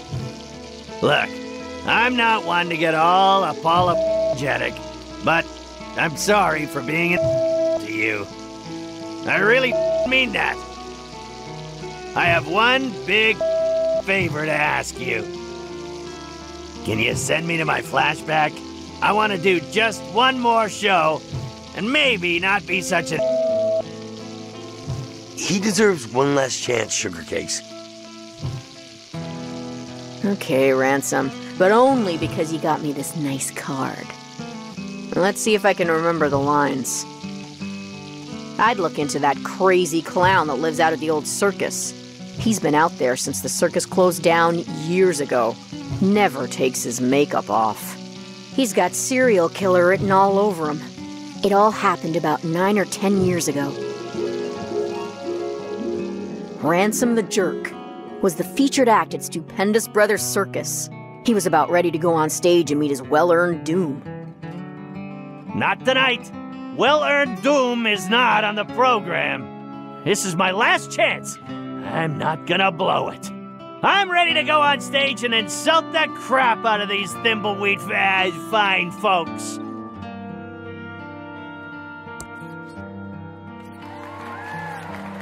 Hello, faces. I'm Ransom the insult clown. I hope no one gets their feelings hurt easily, and if you do, well, I'm sorry. I really mean that. Hey, you, dude with a stupid mustache. You know, if you grew a hipster goatee, you wouldn't look half bad. Hey, you, kid with a crappy wheelchair.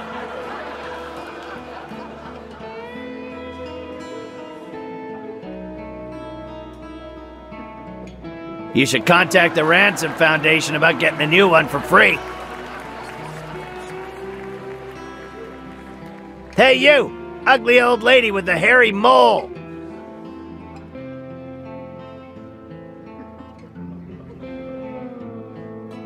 I went to med school. You might want to get that looked at. He went on for another 2 hours, insulting everyone he could. But they were good-natured and respectful. It was his best show ever. He was on top of the world, and everyone loved him.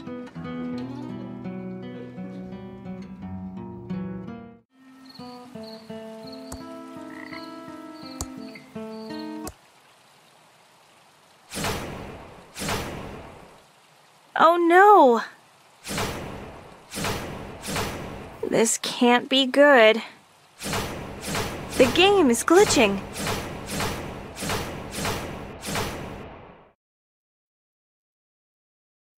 Tubular. Uncle Chuck was right. This must be the wireframe world, the game's concept level the developers built to test their design. I need to find the wireframe Pillowtron and shut it down before they can reset the game.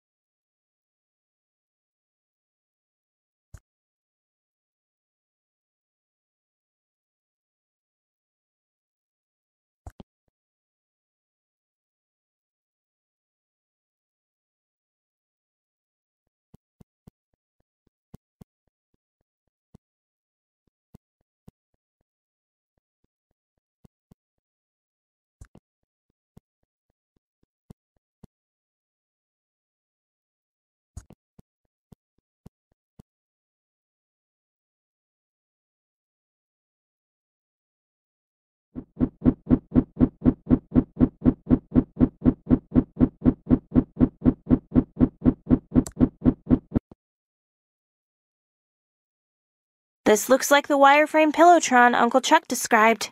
I just need to push all the tubes in, and the world will be shut down, and will end the madness of no real choice and control over our destiny. Of course, that's what Uncle Chuck says, and there's still a chance he's insane.